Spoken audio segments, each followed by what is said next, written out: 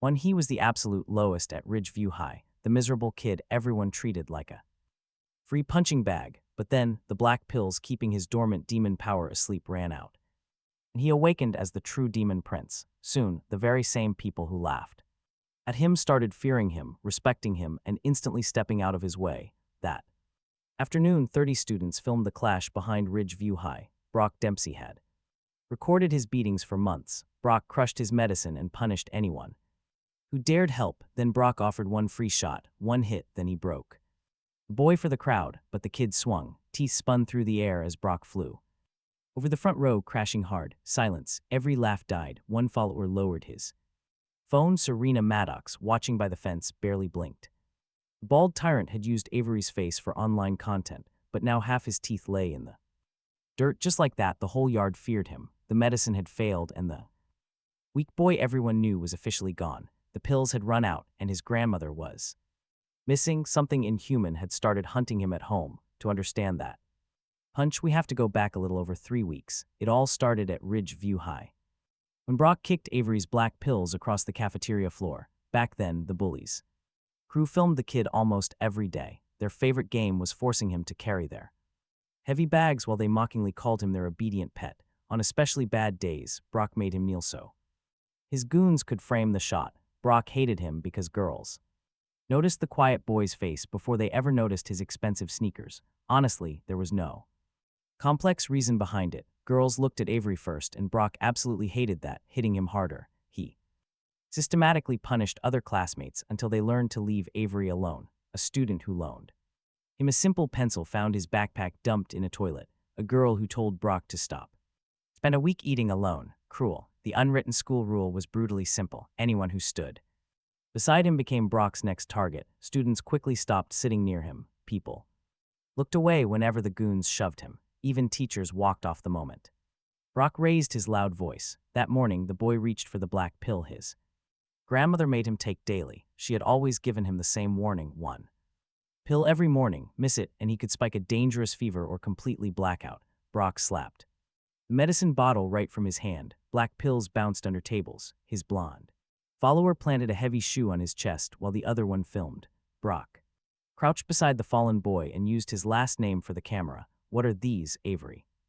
Pills to make something finally grow. The entire cafeteria laughed because Brock expected it. Then the tyrant picked up a pill, crushed it under his heel, and ordered follower to use the boy as a punching target. The first hit folded Avery over a table.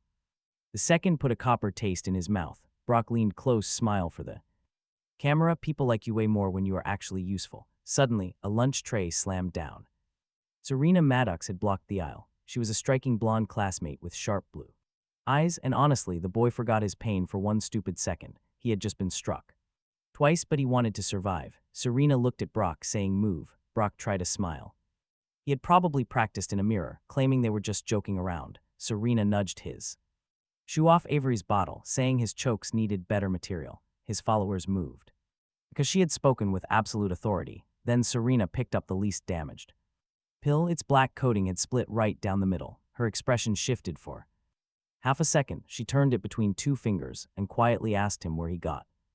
Recognizing his grandmother's medicine, Serena quickly hands the bottle back. She warns him to never lose that bottle, giving the medicine a long, hard look. With another sharp glance at him, she walks away in silence.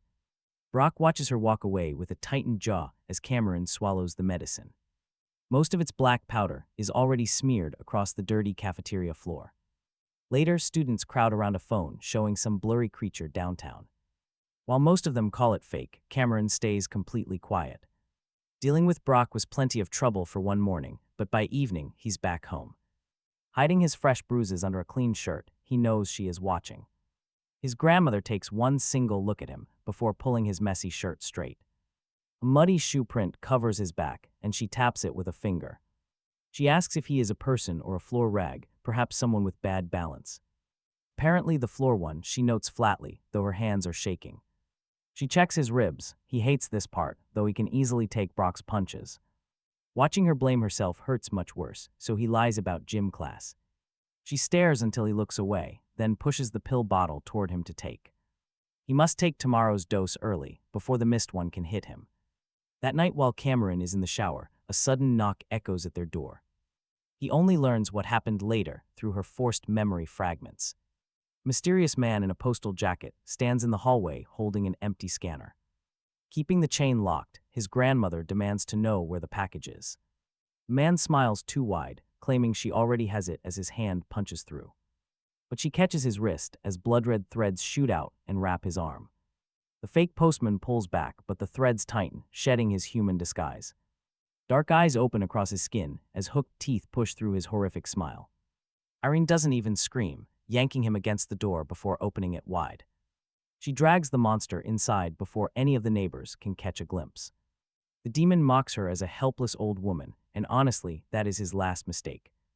Irene calmly steps right inside his swing, completely unfazed by the deadly attack. Red threads bind his elbow while another wraps his throat, and she twists her fingers.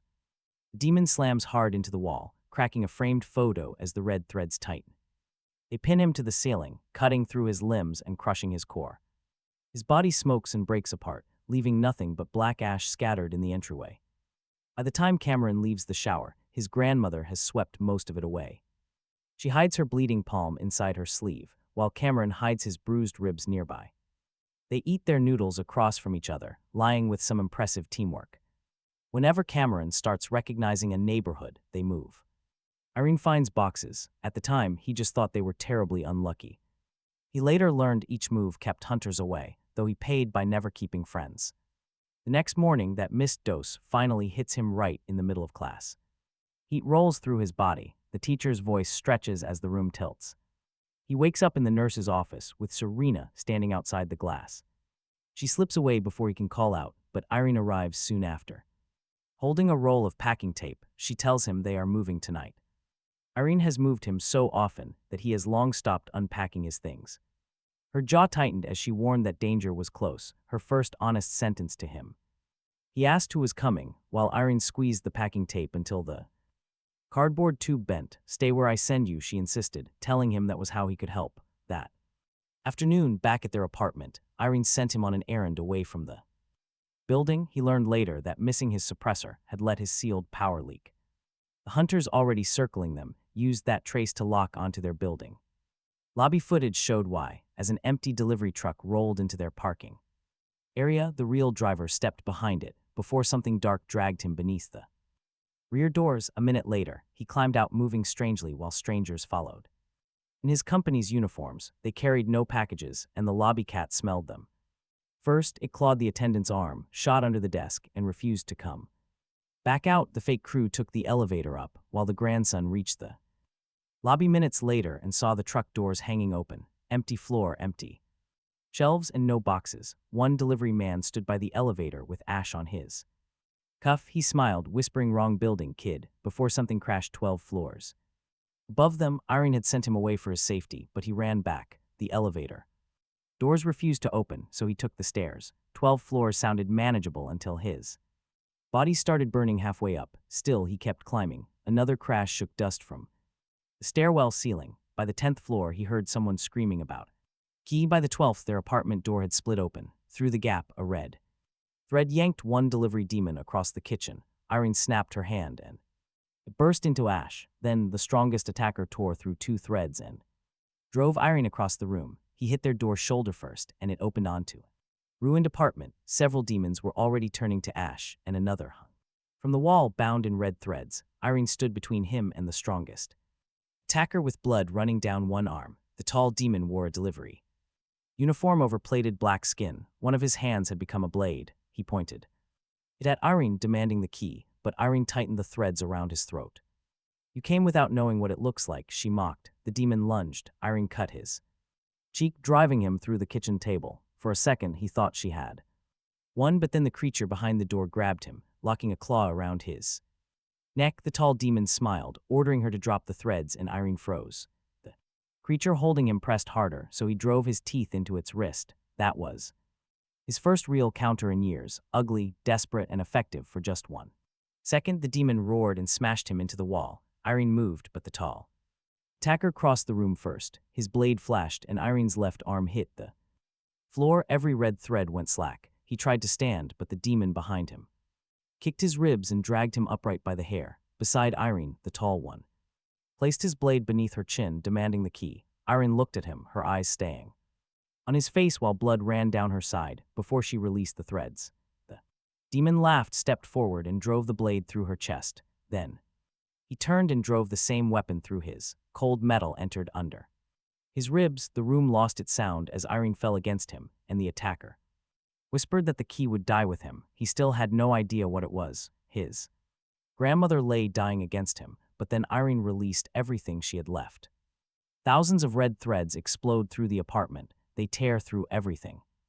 They punch through walls, binding the demons and ripping their leader away. The first thread wraps tight around his throat. His smile is gone. Without warning, the entire strike team crumbles to ash. Irene won, but they were still dying. His mind floods with her memories: a burning palace, a red sky, vast battlefields under red skies. Irene runs through smoke, cradling a baby. Soldiers chase her toward a wall of blinding light. Then he sees himself. He was just a little kid, biting a bully to protect someone weaker. No names make sense in these flashes, but Irene has been running for him. She was running long before this. She presses her remaining hand to his chest. Red threads slip beneath his skin. Something cold and ancient answers. "I hid this so you could live," Irene whispers. "Now you must survive." Heavy dark chains wrap around his heart. Her crimson threads snap them easily. Power floods his body. The fatal wound beneath his ribs begins to close. An icy blue-white fire burns through his blood. Irene pulls the blade free. He catches her fragile body before she hits the ground. "Grandma," he cries. She touches his face, telling him to fight when necessary and protect his own.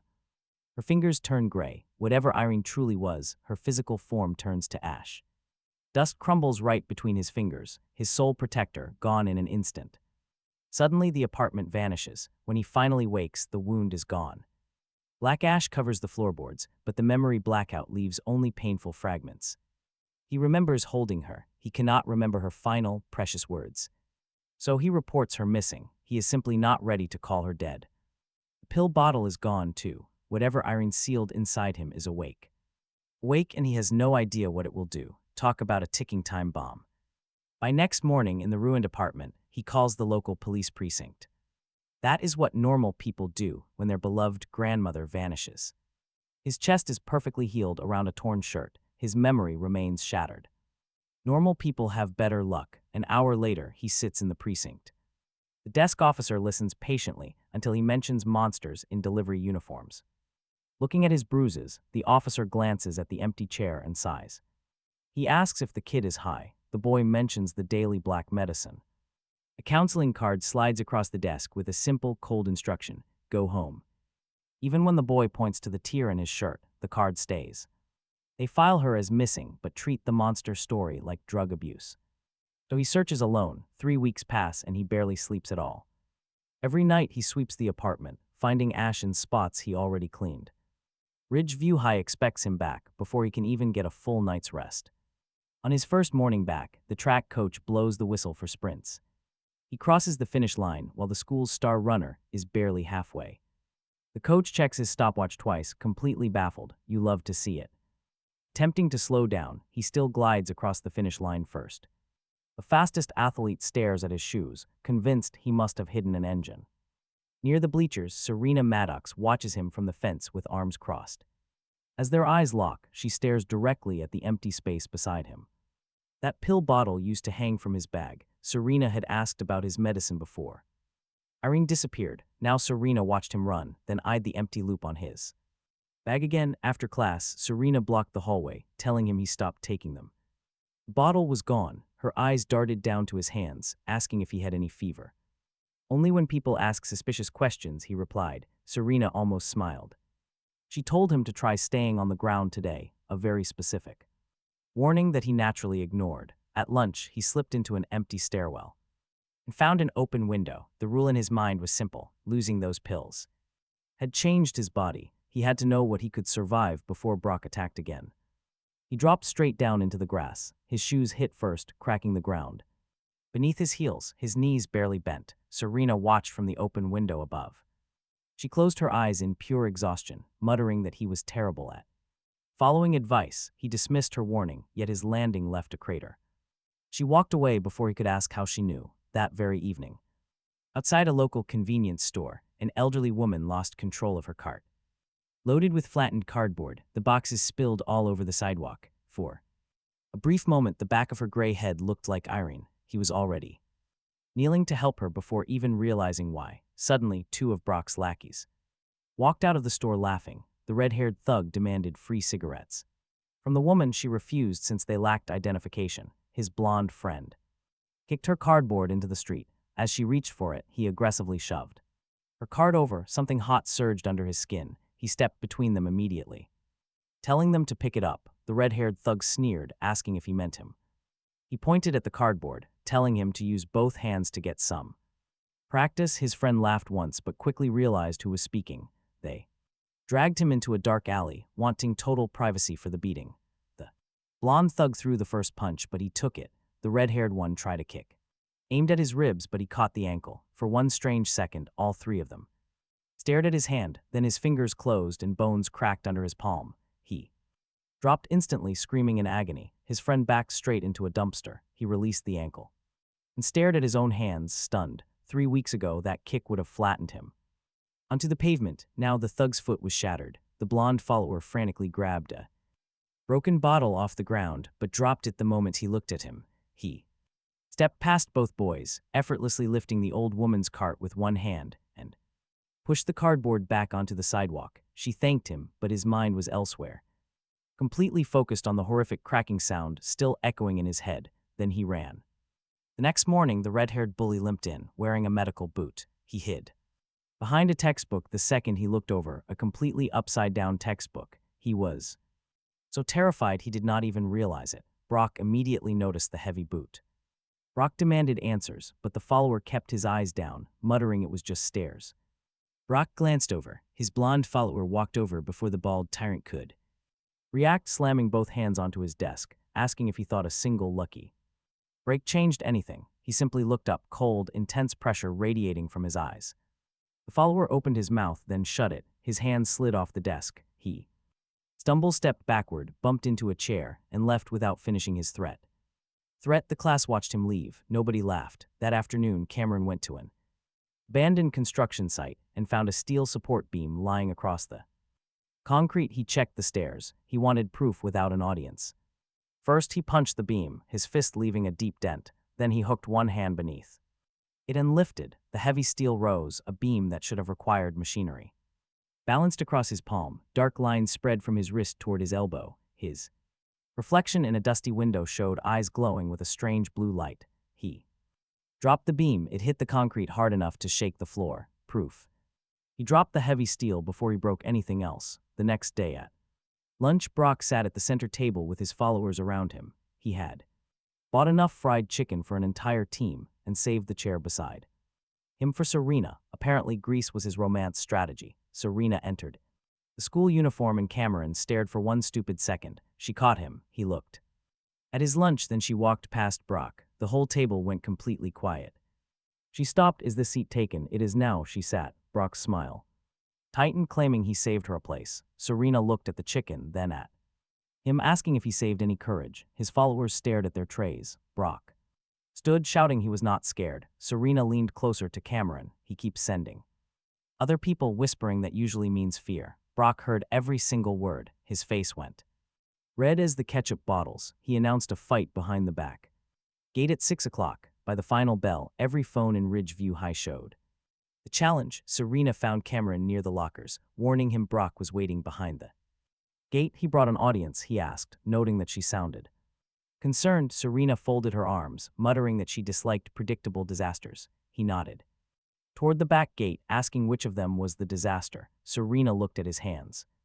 That is what she was trying to find out. At 6:30, students formed a rough circle behind the school. Phones were up. Students were passing cash. Brock's followers had told everyone Cameron would leave in an ambulance. One student replayed an old clip of Brock making him carry his backpack. Another asked whether Serena would watch him get dropped. Brock heard him. He pulled off his jacket and stepped into the circle before anyone could laugh again. His taped fists were ready. His swollen mouth was grinning. He raised one hand.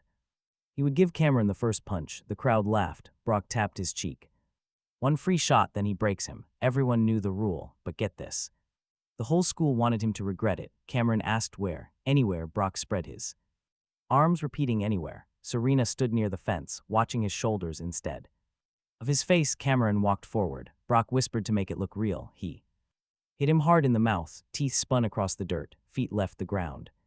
Brock cleared the first row, struck the grass, and rolled until a backpack stopped him. Every phone stayed raised. Every laugh stopped. A student who had bet against Cameron quietly folded the money back into his pocket. The red-haired follower dropped his phone and grabbed the wrong leg. Brock's blonde follower moved away from the body before anyone told him to. Serena's eyes narrowed and her arms came loose from the fence. Cameron walked to Brock, who blinked at the grass, then tried to push himself up. Get up, Cameron told him. Brock tried his. Brock lay with his arms pinned, raising a shaking hand to plead he was done. The crowd heard the plea before the youth stepped back. The discount king had offered one free punch. Now his teeth were in the dirt. His followers had backed away as 30 phones recorded him begging. He had asked for a lesson and got the express version. Others helped Brock only after checking if he minded. The crowd parted as he walked toward the gate. A few students nodded. Nobody laughed. The kid holding his old humiliation video deleted it before he reached him. He had wanted them afraid, but had not expected to scare himself. Eddie Palmer found him near the street afterward. Eddie was his only real friend, the one person who still returned his messages after every school transfer. He held out the backpack left near the fight. You forgot this. Thanks, he muttered. Eddie studied his face, warning him he forgot how to be himself. He took the bag. Maybe his old self needed work. Eddie's grip stayed tight on the strap. Just don't turn into him, Eddie warned. He stopped. The words were right enough to hurt. That night he returned to the apartment because Irene's things were still there. Rain had started. The front door stood open. A shape clung to the ceiling above the living room. It dropped before he reached the light. The demon hit him with both feet. He caught its legs, swung it through the coffee table, and drove it into the wall. It stared with black eyes, whispering that the seal was gone. He grabbed its throat, demanding where Irene was. The demon slashed his arm and jumped through the window. He followed. They crossed the fire escape, hit the alley, and ran into the rain. It was fast, but he was faster. The demon reached the street and glanced back once. He saw exactly where to throw, grabbing Irene's old umbrella from the stand beside the lobby door. The demon leaped toward the opposite wall. He threw the umbrella across the alley, punching straight through its shoulder, pinning it to the brick. The cheap metal handle kept spinning. Irene had bought that umbrella during one of their moves. It had finally found a stable home. The demon clawed at the shaft. He landed in front of it, demanding answers. Its smile returned through the pain. Irene Avery was a guard general. His hand tightened around the handle. Irene had spent years clipping coupons, checking his homework, and pretending she couldn't open jars. He asked what she was guarding. The demon's smile twitched, mentioning the key. He tightened his grip, asking what key. The demon looked at his eyes and stopped smiling. The old orders named Irene as its guardian, revealing she died protecting him. Cold lines spread over the bricks. The creature stared at his hand. You don't know what you are. Enlighten me, he demanded. It leaned close enough for him to smell smoke, whispering demon. Then it ripped itself free, leaving part of its shoulder pinned beneath the umbrella, and vanished across the roofs. He chased it until the strange marks on his arm flared. A shop window caught his reflection. Blue light filled his eyes. Dark patterns covered his neck. That single word stayed in his head on the way home. Demon, the scout escaped with Irene's name, his face, and proof that the seal was gone. By sunrise it was carrying that report to the demon general, who commanded the next hunt. Later he learned the scout that escaped him reached the demon realm before sunrise. That was the world those apartment creatures came from. The scout crawled into a black stone hall with Irene's name, his face, and one useful the seal on him had finally broken. Lucien Crowell, a general serving the ruler of that realm, listened without changing his expression. The scout begged for another chance, but Lucien killed him before he could finish. King Varric sat on a stolen demon throne. He heard that Irene was dead and that a powerful boy had survived her. The scout also described blue frost gathering around his eyes. Varric's court went silent. The demon realm had survived a civil war. Varric had taken the old king's throne, and loyalists had scattered into hiding. One court officer lowered his eyes too late. Varric saw it. Then he ordered soldiers to find the old king's descendant. He learned those names much later that morning. Irene's police file was still his only lead, so he went back to the city precinct and demanded to see it. one old image showed Irene leaving a narrow medicine shop with his black pill bottle in hand. That picture gave him an dress. An hour later, he stepped through the shop door. A man behind the counter looked at his face, dropped a box of tea, and ran out the back. Very normal pharmacist behavior, right? His name was Orson Webb, and he sold herbal medicine in public and bolted the second Irene's grandson appeared. He fled, and the boy chased him. Through a market, across moving buses, and onto a warehouse roof. Orson jumped the first alley. The boy cleared it without touching the gap. He glanced back, swore, and accelerated. He used his cane to vault a produce truck, kicked off a traffic light, and landed on a fire escape. He followed every move without losing ground. The cranky shopkeeper was fast enough to make him work for the answer. He reached the warehouse roof, found the next jump too wide, and turned. With a metal cane in both hands, Orson warned him to stay back, so he stopped just outside cane range, accusing Orson of supplying Irene's pills. His cane dipped. He had his answer. He grabbed the front of his coat, demanding answers as Orson looked at the marks creeping over his wrist. Suppressors. The pills kept demon power. Sleep, missing doses let strength, speed, and marks leak through. That explained the broken foot, the steel beam, and the marks on his skin. He pushed Orson against the wall. What was Irene? A guard general under the old demon king. The shopkeeper watched his face carefully. King Varric overthrew that royal family. Irene escaped the slaughter and hid on Earth. Orson had supplied those doses for years. Orson told him they kept her household quiet enough to avoid demon trackers. Her household. Orson studied the marks again. Irene carried something valuable through the passage between worlds. What did she carry? Orson's jaw locked. Something the new king wanted. The key. His eyes sharpened, asking where he heard that. He tightened his grip. Orson struck his wrist with the cane and slipped free. He could have kept running. Instead, he looked at the dark marks on his arm and went pale. If Irene turned to ash, he told him she died using everything she had. He stopped pretending Irene might still walk through their door. Varric's hunters had killed her on their floor. He picked up the cane and handed it back. Orson took it slowly. He told him everyone involved is going to pay. Orson's face tightened, warning him that Varric makes Brock look harmless. He knew. Orson shook his head, warning him that he only knew the name. He was right. He still walked away with the same answer. Later, he learned Varric sent more soldiers. Before he even left Orson's roof, he ordered them to follow the power leaking. The fallen king of the school had sent an entire army after a high schooler. Honestly, that should have embarrassed him. On Cameron's first day back after Brock's defeat, Ridgeview High acted like they had all been his close friends for years. A kid who used to actively avoid him waved friendly while another held doors. A former target even quickly cleared a seat and offered it to him. When Brock's blonde lackey stared over, the nervous boy kept the seat open. That was totally new. Brock's crew watched it happen but stayed glued to their seats. Let's be real, one solid punch earned him more respect than years of being nice. Eddie Palmer met Cameron by his locker, immediately grinning at the highly nervous crowd. Fear had officially changed sides, and Eddie whispered that Brock was missing class. Before Cameron could even answer, Serena Maddox suddenly appeared right next to them. She had her blonde hair tied up high today, drawing Cameron's gaze for a second. Serena caught him staring and asked if he was free after school today. Eddie grinned and backed away, making Cameron call him a traitor to his face. Cameron joked if this was another warning to ignore, but she promised to chat. Pointing right at him, Serena warned him not to disappear after class before leaving. Eddie watched her go and immediately teased him about Serena wanting him all alone. But as Eddie confessed later in the clinic, things quickly took a dark turn. Behind the school gym that very afternoon, Brock cornered Cameron's only friend. After watching Serena leave Cameron's locker, Brock demanded to know where he was. Slamming Eddie against the brick wall, Brock ordered him to call Cameron right now.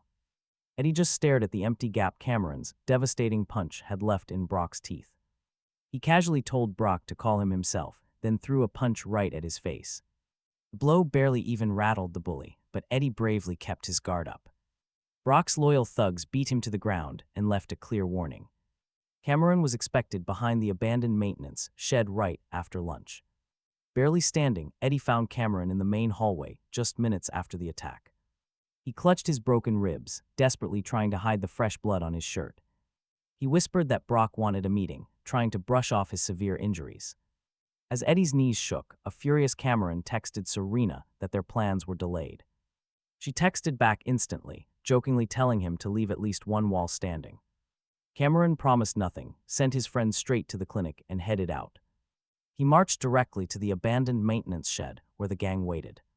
The thugs quickly locked the heavy door behind him as Brock stood waiting in the center. Holding a thick iron pipe, the bruised leader snarled that Cameron had humiliated him. Cameron pointed out he did that to himself before easily dodging a wild swing. The metal pipe hit Brock's own follower instead, giving Cameron the chance to snatch it.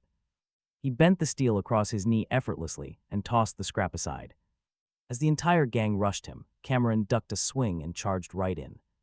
He shattered one chest with his shoulder, swept another's legs, and threw a third. Seeing the absolute carnage, a red-haired follower wisely sat down on his own. Honestly, that was easily the smartest decision anyone made in that shed today. Brock tried to attack from behind, but Cameron caught his wrist and slammed him. Pinning him down, Cameron calmly warned the remaining gang members to stay inside. Suddenly, horrifying screams echoed across the campus as the glass windows shattered inward. A dark-clawed monster dragged a teacher past the door. The chaotic battle was starting. Demons flooded Ridge View High. Students scrambled through the halls while shadows scaled the walls and smashed open classroom doors. A teacher guided her class toward the stairs, but a beast intercepted her. It flung her straight through the glass window. Nearby, another monster hissed, "Find the key, follow." The scent, Cameron struck the lead monster before it could pursue. The beast skidded across the slick floor, raising its head to lock eyes with him. Three other creatures ignored the panicking kids and locked onto his position. Cameron's raw power had a distinct scent they were tracking. He pulled the alarm and the warning bell screeched. Through the halls, heavy sprinklers burst overhead, and students rushed toward the closest doors. Cameron leaped onto a nearby railing and yelled out, "Use the exits." "Stay far away from him." The closest fiends immediately turned. Perfect. He sprinted the other direction, drawing their pursuit. Every corner he turned bought those kids valuable time. Every beast chasing his scent meant one less predator near the doors. He ripped a heavy door from its hinges, raising it as an improvised shield at the next hallway crossing. A small demon lunged over the top. Cameron slammed the heavy wood into the wall, pinning the beast. Beneath the wreckage, fleeing students finally reached the stairs, but then Brock blindsided him. The heavy steel pipe making him stumble, Brock had broken free from the shed and used his freedom to strike from behind. Naturally, Brock refused to hide behind. A freak, he snarled, but a demon suddenly dropped down and seized his throat. The weapon fell. Brock choked out Cameron's name as the beast dragged him toward shattered window. Brock clawed desperately at the floorboards, pleading. Did he honestly expect Cameron to let him die? He grabbed the fiend's wrist, snapped its hold, and hurled it through row of lockers. Brock tumbled to the floor, staring up in disbelief as the beast struggled to get back up. Cameron pulverized its head with a single stomp, sending dark ashes swirling through the wet corridor. Brock gaped, but Cameron simply gestured toward the door. Move before another brilliant plan gets people killed. Abandoning his pipe on the floor, the coward bolted without a single glance backward. Suddenly, a fresh nightmare jumped toward Cameron, gleaming silver wires instantly wrapped around its torso. The beast froze in midair, collapsing inward like paper before dropping. Serena was waiting at the end of the corridor, her high school jacket discarded, form-fitting black sleeves hugged her arms, and razor-sharp wires laced between her fingers. She looked incredibly cool. Then, with one quick pull, she crushed a beast that had easily demolished brick walls. Cameron shook it off. Brock scrambled across the floorboards. Serena stepped directly on his face, locking her cold gaze on Cameron. "You two are completely pathetic," she muttered. Brock whimpered beneath her boot. "Serena tightened a wire around a beast. They are tracking you," Cameron answered. That the gym had high ceilings and strong pillars. They could corner the entire swarm. Inside, he watched the massive horde spill into their hallway. "You have been planning this all along," he realized. Serena yanked Brock away from a lunging fiend without even looking. "Run now, ask questions later," she ordered. Sounded like a plan. Together, they led the beasts toward the gym. Cameron acted as bait while Serena utilized doors, railings, and her deadly wires to herd the pack together. Trapped survivors followed their urgent commands, especially since Brock was no longer the biggest mouth around. Inside the sports hall, a massive divider curtain hung from overhead cables. Serena pointed to the rafters and yelled, "Rat 'em." Cameron ripped the curtain down, dragging it across the floor. The first wave hits the fabric. Serena's threads snap around the corners. They pull. The monsters crash together inside the curtain. Then their bodies start merging, arms fold into shoulders, black plates.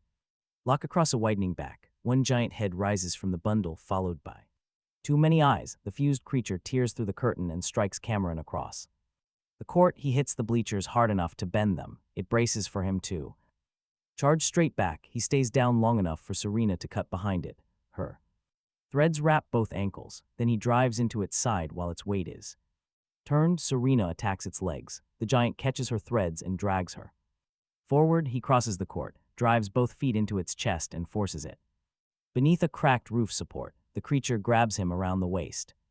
Serena climbs its back, loops her threads around the support, and shouts for Cameron to strike. He punches up. The brace snaps. A steel roof beam drops through the giant, pinning it to the gym floor. The creature thrashes.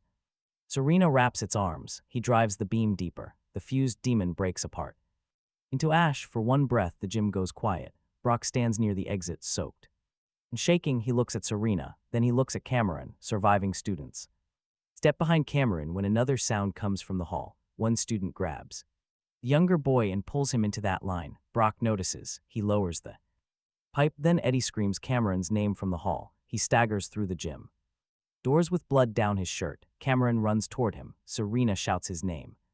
But watch out, a shadow rises behind Eddie, forming a long black spike. Punches through Eddie's back and comes out through his chest. Then it continues into Cameron. The gym disappears. Eddie's eyes find him. He tries to say his name. He sees Irene on the apartment floor. Her hand presses against his chest again. Her last words tell him to protect his choices. Blue fire erupts from his body, burning ice cold. Frost races across the shadow demon, locking its arms and climbing over its face. The creature tries to pull away. He grabs the spike inside his chest, holding it there. The blue flames surge. The demon freezes solid, then shatters across the gym floor. Serena backs away from the cold spreading beneath his feet. The gym windows frost white. Every survivor still standing stares at the fire that burns like winter. Serena looks afraid of him. Eddie collapses. He reaches for him. His legs fail before his hand finds his. The last thing he sees is Serena running toward them through blue fire. He thought surviving the school attack meant Serena owed him answers. Instead, he wakes in her house and discovers she has enough weapons to start a small war. Hours after the school attack, he wakes in Serena Maddox's guest room. His chest is fully bandaged. Steel shutters cover the windows. An axe hangs beside the bed. A crossbow waits under the window. Locked metal cases cover the far wall. She has enough weapons to defend a country, yet keeps an axe beside injured guests. A floorboard creaks outside. He grabs the axe and swings toward the door. Silver threads snap around his wrist. Serena steps inside, twists once, and stops the blade inches from her face. Her blonde hair is loose. She looks exhausted and annoyingly good at disarming half-dead idiots. She tells him to relax, tightening her threads. Serena tells him she saved his life, so maybe he shouldn't chop her with an axe. He finally recognizes her and drops the weapon, immediately asking about his friend. Where is Eddie? Serena softens, explaining that Aegis medics took them. They actually found a pulse and say he's still alive. Hearing this, his knees buckle. His body gives out before his brain can even process the incredible news. He had literally watched a massive spike impale Eddie right through the chest. Yet alive is the only word that matters now. As ugly, raw relief washes over him. Serena politely looks away to give him a moment. He takes one deep breath. He stands up to rush out, but Serena immediately blocks the door. He insists he needs to go, but Serena simply points at his heavy bandages. She warns him that Aegis has got it covered, and he is just reopening his wounds. When he tries to push past, she effortlessly pins him face first onto the mattress. The bed bounces as he rolls over, furious, but she quickly drops a knee. She pins his wrists down with a thread and tells him to listen.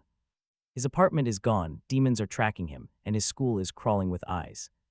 Until he can control the wild power inside him, she is his guardian. Staring sideways at her boot, he points out that she literally goes to school with him. She shrugs it off as a detail, prompting him to glance at the nearby axe. She calls it preparedness, but he reminds her she also burned down a gym. Serena leans in close, pointing out he is still arguing from his back. Fair point, she only lets him up after he promises to stay until morning. Of course, that promise barely lasts through dinner later that very evening. Thick smoke pours from a pan in the kitchen, while she stands armed with an extinguisher. This lethal goddess can rip demons apart with threads, yet she has a weakness. A single chicken breast completely defeats her in 6 minutes flat, so he intervenes. He asks if she knows stoves have dial settings. She claims she was monitoring things. Looking inside, he cracks that the situation has officially turned to charcoal. She slides the vegetables over, telling him to monitor those into dinner instead. He cleans up and cooks with the survivors. His grandmother Irene taught him well. They moved constantly, and she always said a fighter who cannot cook is just dead weight. Serena silently watches him prepare the meal, quite impressed by his skills. She asks if his grandmother taught him everything, from cooking to laundry. He nods, adding that she also taught him how to pack up in 10 minutes. She calls her practical, and he agrees, remembering how they ate at a massive table. A table built for 8, but with only 2 chairs ever actually moving. She mentions how quiet her house usually is. He looks at the empty seats, agreeing. After a brief glance, she shamelessly steals another piece of chicken straight from his plate. Apparently, food theft means bonding. By morning, all school videos have vanished online. Serena shows him 3 dead links on her phone, proving the cover-up. A 4th link vanishes right before their eyes as she names the culprit. Aegis Command is the shadow agency that cleans up messes before the public notices. They took Eddie, and now they are actively looking for him too.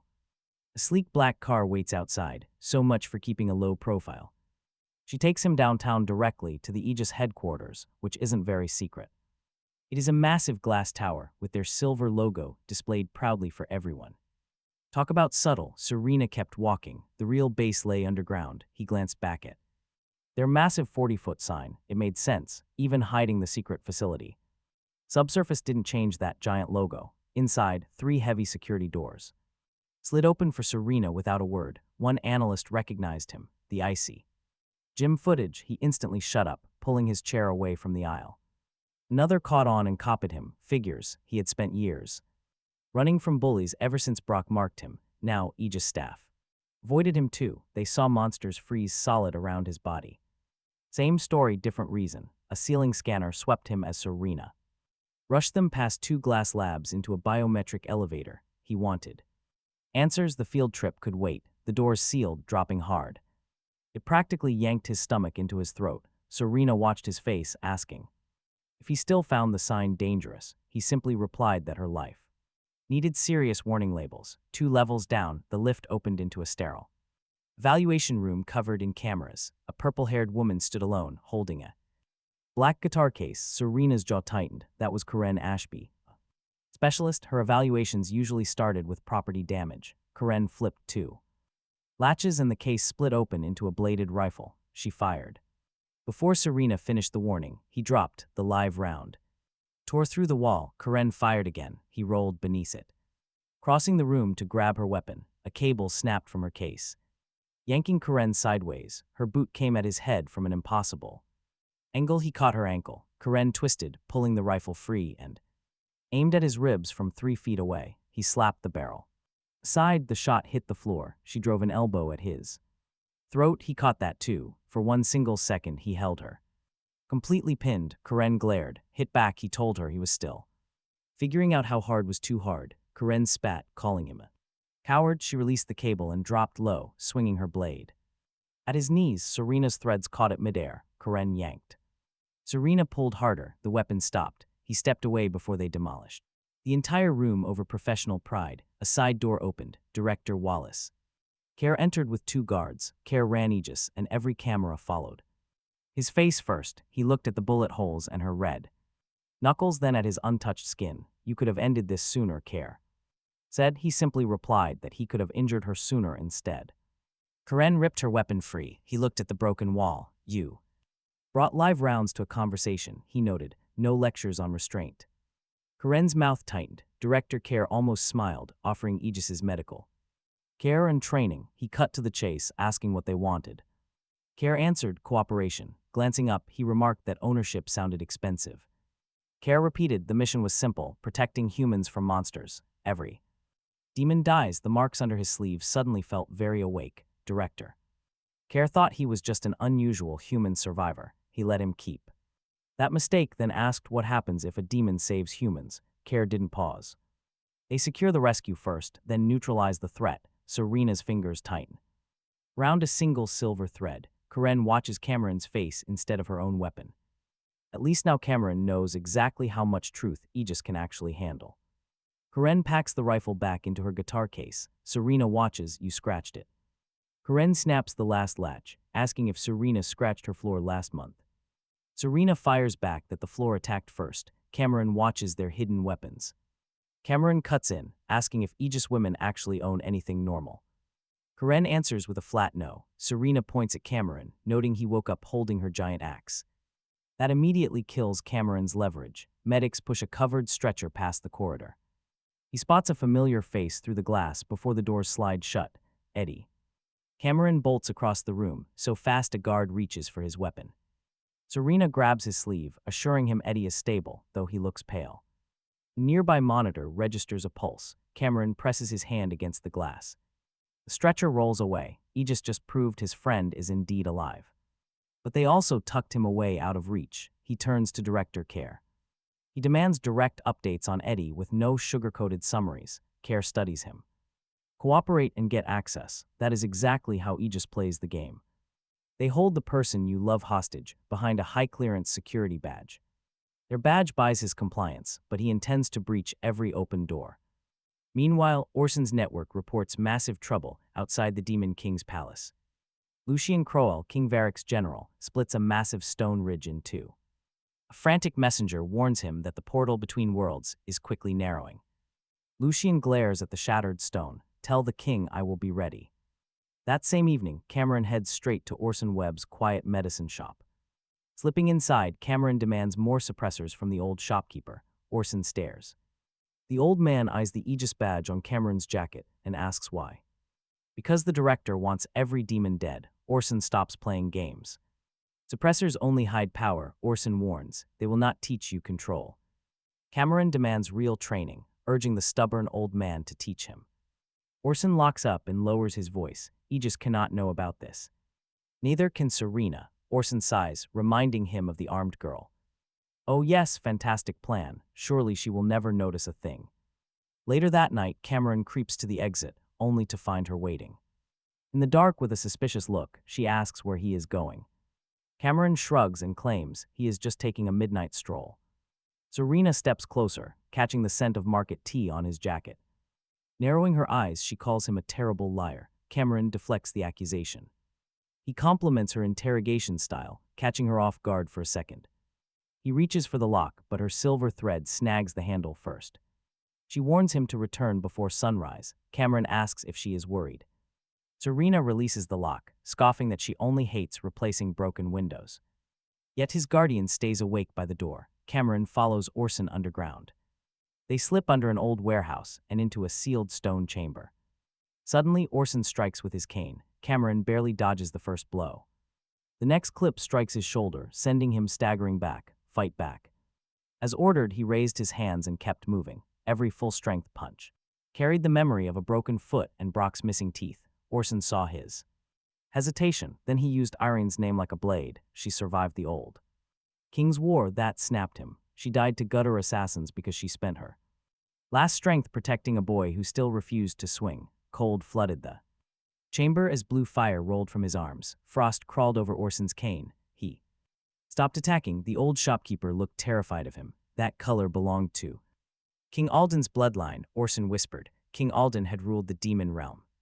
Before Varric's coup, Orson lowered his cane and gave him the remaining story. He had held back. Years ago, a human woman crossed into the demon realm.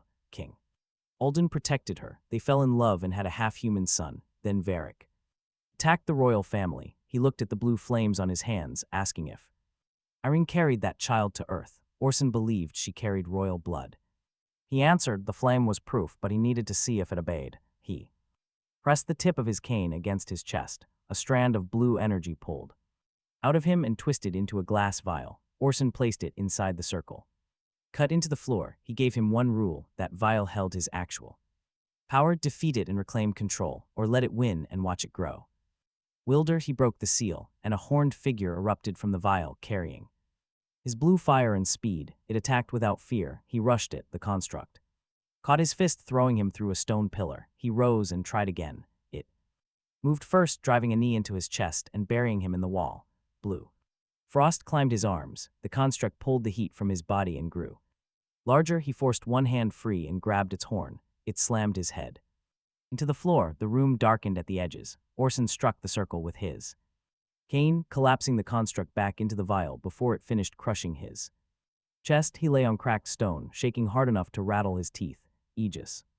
Best shooter had failed to touch him. No joke, his own power nearly killed him in under a minute. Orson crouched beside him, saying he finally understood the problem. He pushed himself upright and demanded Orson reset it tomorrow. Orson stared, warning he could barely stand. He answered that tomorrow would just start on the floor. That same night, at Iga's command, Eddie lay beneath cameras while researchers watched his monitor.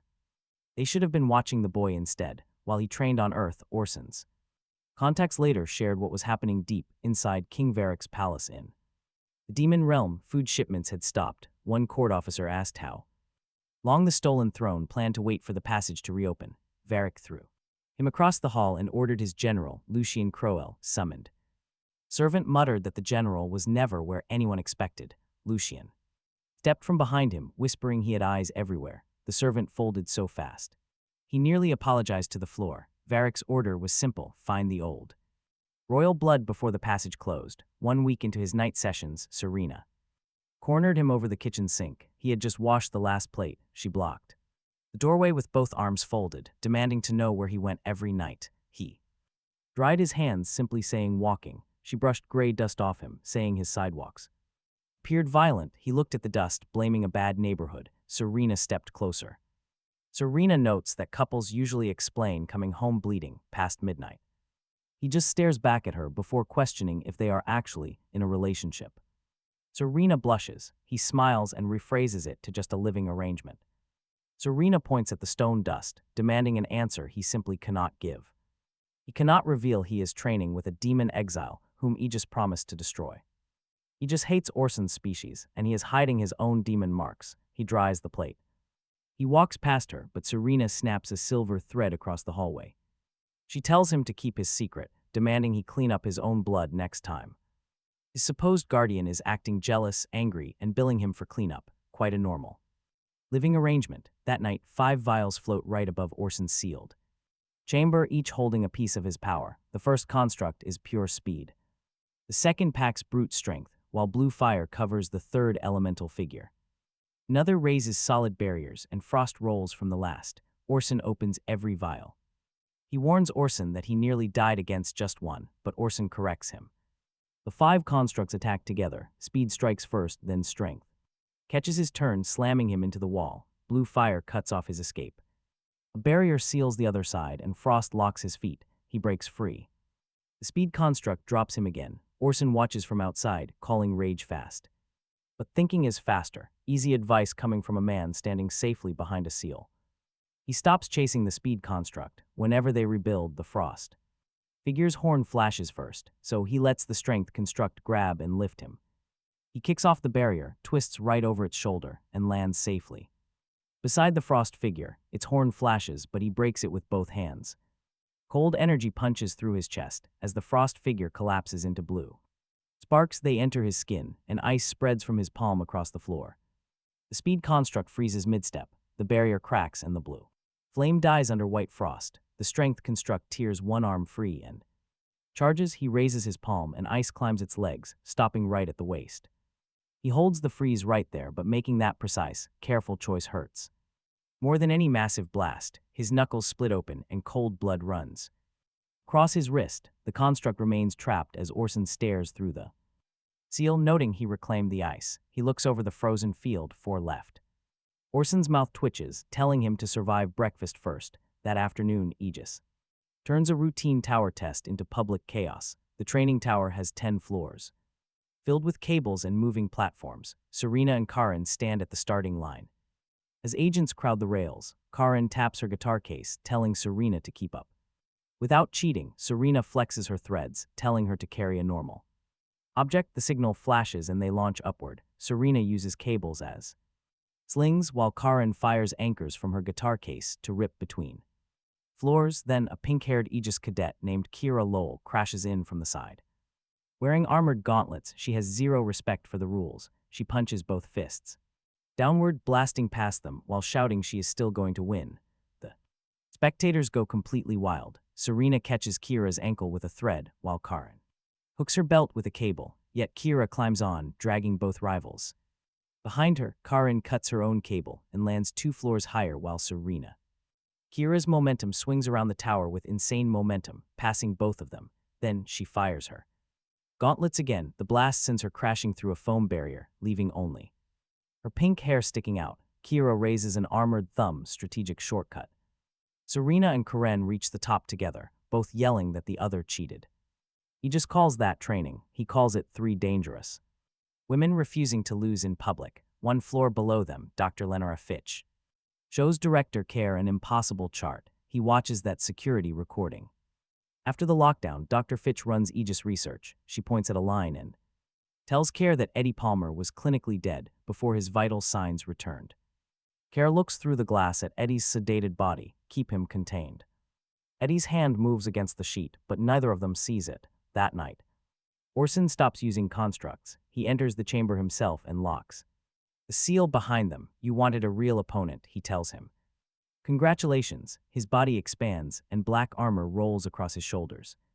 His arms thicken until the cranky shopkeeper becomes a 12-foot monster with stone plates over every joint. He hits him in the chest, but his fist stops. Orson looks down, finished. He swings once. He dodges the arm, but the impact reaches him a heartbeat later, throwing him across the chamber. Delayed force, a very rude ability. He rises and freezes his feet. Orson tears through the ice, charging ahead.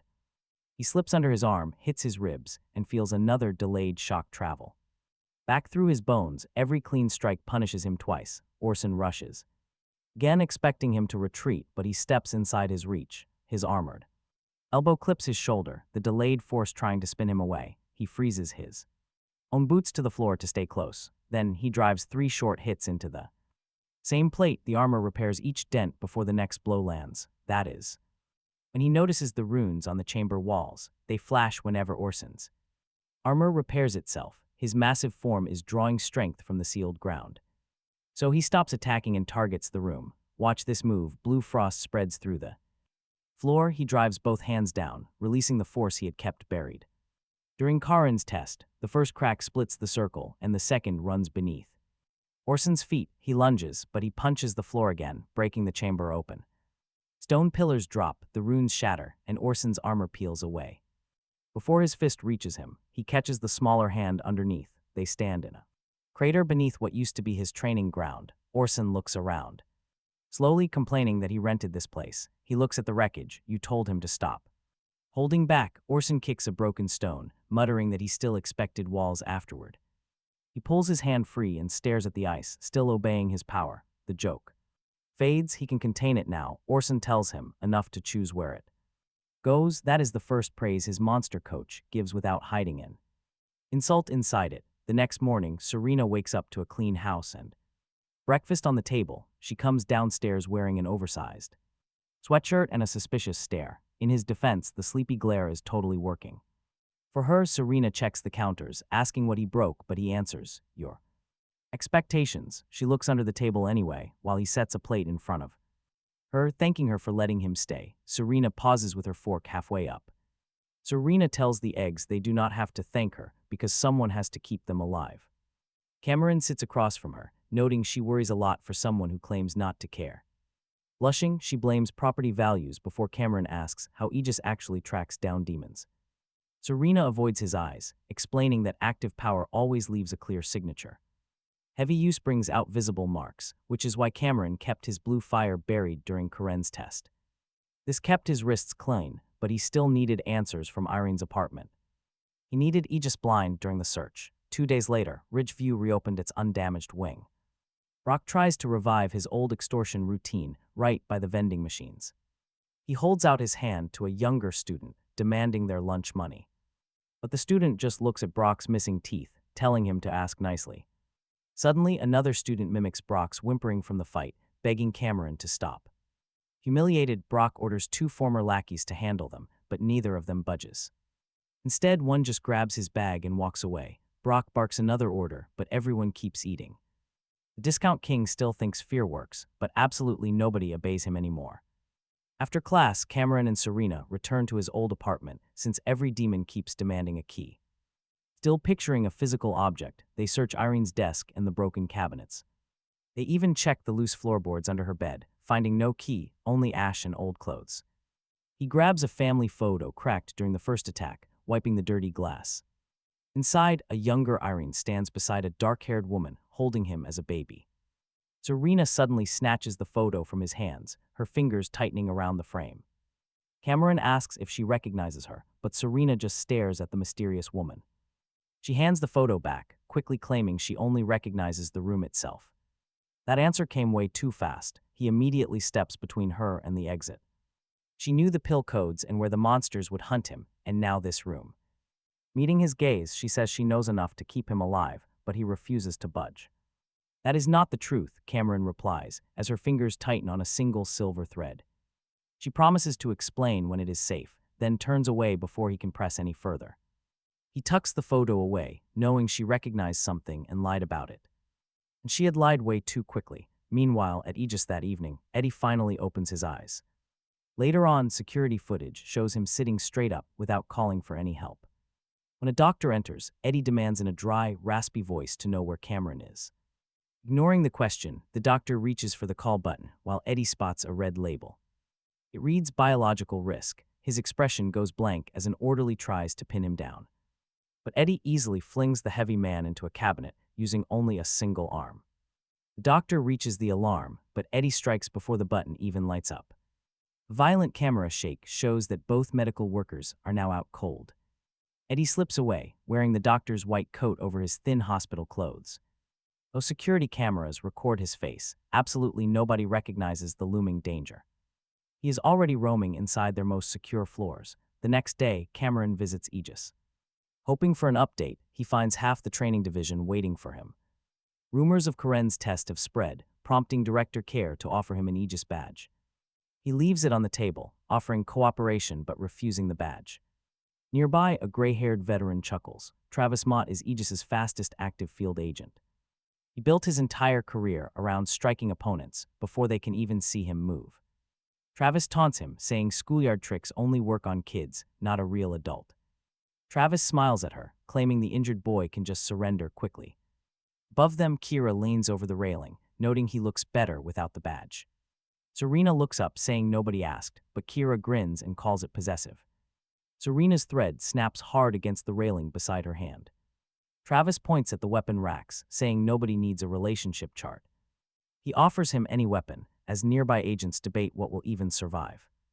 Another agent bets on 10 seconds, prompting Travis to raise the stakes. If the kid touches him even once, Travis promises to clean the entire room. Talk about a desperate bet, clean freak mode is officially on. Kira leans over, asking to record the cleaning, earning a sharp glare from the veteran.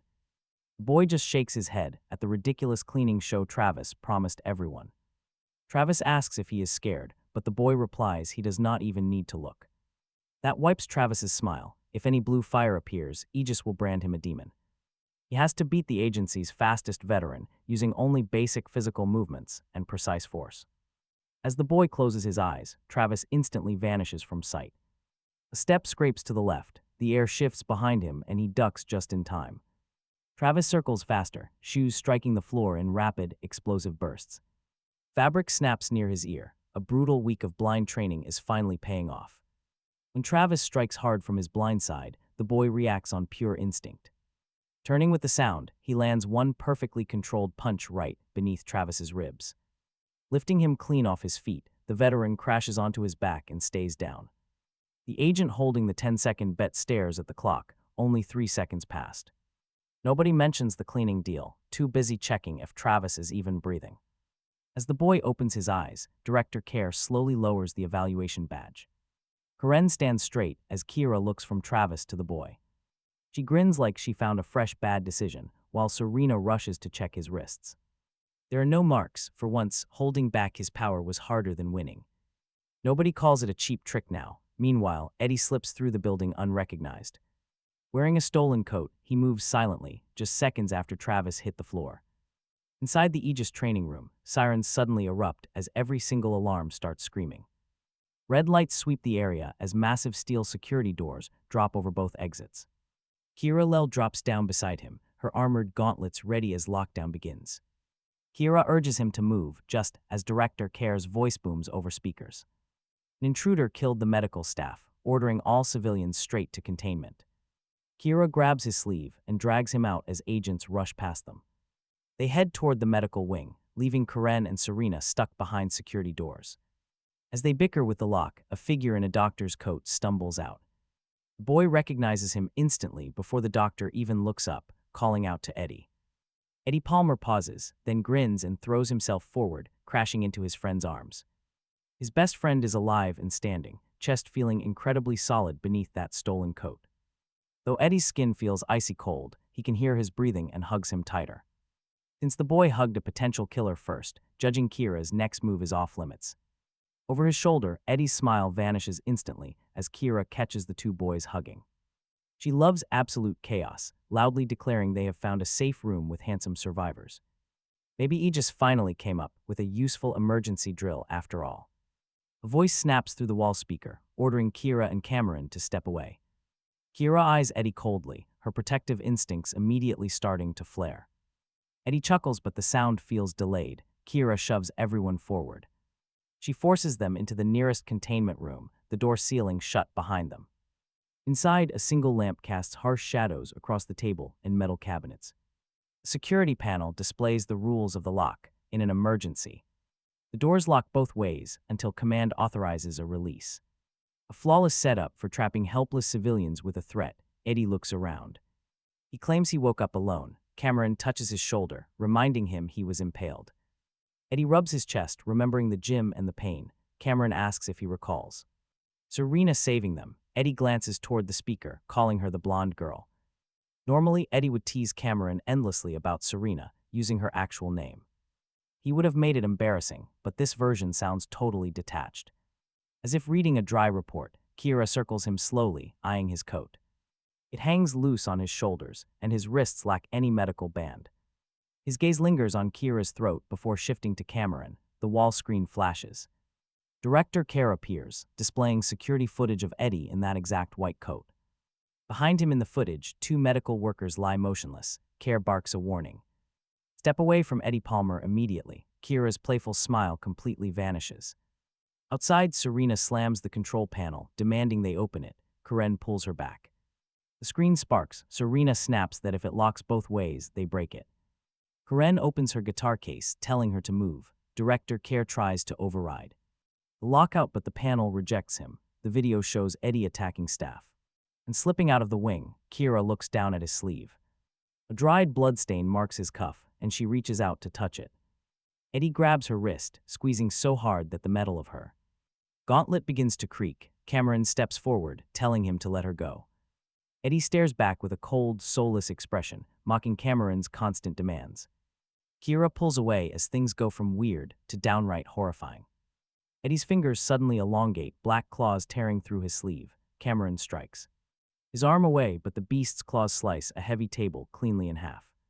The friendly look drops. He laughs with his head tilted too far. Kira drives in.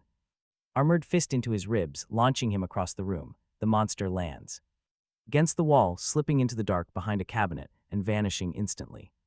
Kira raises her gauntlets, warning he is in the walls as a claw emerges from her own shadow. Cameron yanks her away before it impales her. Instead, the claws tear through her armor, leaving deep black grooves in metal. The monster mocks Cameron, saying students died because they chose to follow him. It snarls that his grandmother died for carrying him, and Eddie died because he called his name. Cameron slams it hard, but the body flattens into black shadow before the fist lands. The dark mass races beneath the cabinets. It rises behind Kira. Cameron turns too late. A claw rips her shoulder open. Throwing her across the room, she hits the floor, clutching the wound. Kira grits her teeth, telling Cameron to keep moving. The shadow slides along concrete. Cameron strikes, but his hand hits solid wall as Eddie reforms under the table. It slashes his ribs and vanishes through the chair shadows. Cameron spreads frost across the floor to track his steps. A dark trail appears behind the table, crosses the wall and ends at his feet. It rises from his shadow, hitting him under the jaw. He crashes into the wall screen. Outside, Serena screams his name and, wrapping silver threads around the door frame as Karen fires an anchor into the lock. Their combined pole bends the heavy steel but still fails to open it. The central lamp gives the beast a dozen dark lanes. Every object becomes a door. The parasite mimics Eddie's voice from behind him. "You promised to protect me." Cameron spins around. Nothing. A second voice comes from that same body, buried under the parasite. Eddie whispers through his own throat, "Cameron, help me." That was Eddie's real voice. Cameron's hands open before he can stop himself. He calls out Eddie's name, reaching toward the body. For 1 second, his face changes, the eyes filling with pain, and his fingers claw at his own throat. Then, the parasite takes that expression back. It rises from his shadow, driving both deep claws into his back. He hits the floor. It leans close to his ear.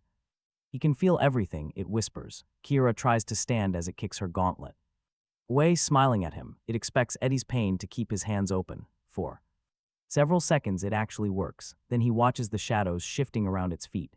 The creature never disappears directly under the lamp. It moves through the sharp darkness the lamp casts around everything else. Those shadows need the light. He looks at Kira, warning her to stay still when it goes dark. She nods. He throws a broken chair leg straight through the central lamp. The room goes black. The parasite laughs. From Eddie's mouth, "You made it easier." Cameron closes his eyes. The duel upstairs proved he can track speed by sound. His night training taught him what a body. As before it strikes, Kira holds her breath. A barefoot scrapes near the left wall. Fabric shifts behind him. Claws slice the air beside his cheek. He catches the wrist. The parasite tries to flatten into shadow, but there are no sharp lanes left. The body stays solid in his grip. He drives it into the wall. It claws his shoulder. He hits it again, the second impact cracking the panel behind its head. It tries to slip toward the dark seam beneath the door, but the seam stays flat. No lamp means no sharp shadow to carry it. The parasite panics and attacks as a solid body. He hears the right foot turn before those claws move. He traps the wrist, breaks its balance, and drives it back into that same damaged panel. The third impact folds the stolen doctor's coat beneath it. He pins Eddie's body by the throat. Blue freezing frost spreads from his hand. The parasite switches back to his friend's voice, "Cameron, please." Underneath it, Eddie's real voice whispers, "Don't let it keep me." He knows the difference now. The thing wearing him smiles. "We are still friends." His friend died at school, Cameron tells it. "You are the thief who kept his face." Blue freezing fire covers Eddie's body. The parasite screams through two conflicting voices. He holds the frost steady until those claws stop moving. Then the frozen body shatters and collapses into black ash. The room goes silent. Eddie deserved a grave, but his power erases even that. When the containment door finally opens and medics pull Kira toward treatment. While he walks past Director Care, Dr. Lenora Fitch, Aegis's research chief, locks the corridor, admitting that Eddie was already dead when he finally reached them. A shadow parasite hijacked Eddie's cold corpse, copying his memories. Underneath, his real voice remained trapped while Dr. Fitch continued. They kept the host because demon tissue normally burns to ash, but Cameron cut in. He knew Eddie was dead. Dr. Fitch held his stare, knowing the body's value. He ripped the red biohazard label from her folder, slamming it down. He slammed it right against the glass of Eddie's ash. That was his friend. They treated his friend like simple inventory. Director Care quickly stepped between them. He just had seen this parasite species, serving under the enemy general, hunting him. The parasite only used Eddie to reach him. Their secure lab had failed. They handed the beast his friend's face, then locked him inside. Karen looked out. She stared at Kira's blood. His hesitation had cost Kira her life. Karen snapped. Suddenly, Serena stepped into Karen's path. She was ready to defend him. Cameron had to destroy his friend's body because Aegis kept it shelved. "Stop acting superior," Serena warned. Karen's jaw tightened in pure anger. "Demons deserve no hesitation," Karen spat, but Serena quickly shut her down. Orson had called the Blue Fire Royal. Cameron left before they labeled him next. Heavy rain lashed the market windows as he entered Orson's antique shop. He slammed the door shut, hard enough to rattle the old tea tins. "No more half-truths. Why did that parasite target Eddie?" Cameron demanded. "What is the key?" Orson stared silently at the ash on Cameron's sleeve. The cranky shopkeeper set his cane aside. He slowly knelt on the floor. The gesture hit hard. Orson spoke softly, calling Cameron a true prince. The son of King Alden and Queen Isolde, the human queen who crossed over. King Alden married her, and their hybrid child was Cameron himself. The powerful warrior who once smashed him through stone refused to look up now. Not until Cameron pulled him to his feet. "You are the legitimate heir," Orson explained. The tyrant Varric was King Alden's power-hungry younger brother. He used the human queen and hybrid heir to spark a brutal coup. He slaughtered the loyalists and stole the throne. Irene carried the baby to Earth. The palace fell. Orson gently touched the frost scar on his cane. The blue flame proved the bloodline. Cameron's control proved his power had returned. Irene's final memories flashed. A woman pushed a wrapped baby into her arms. Soldiers closed in behind them, but a wall of light opened ahead. Orson kept his head low. Irene had sealed Cameron's royal power immediately.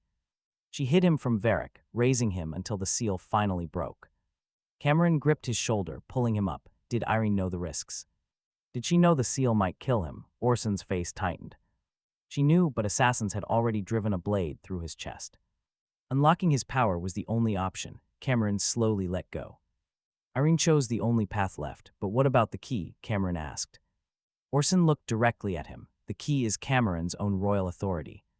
The rift is the gateway between Earth and the demon realm. King Alden's power could open or seal it. That authority lives in Cameron.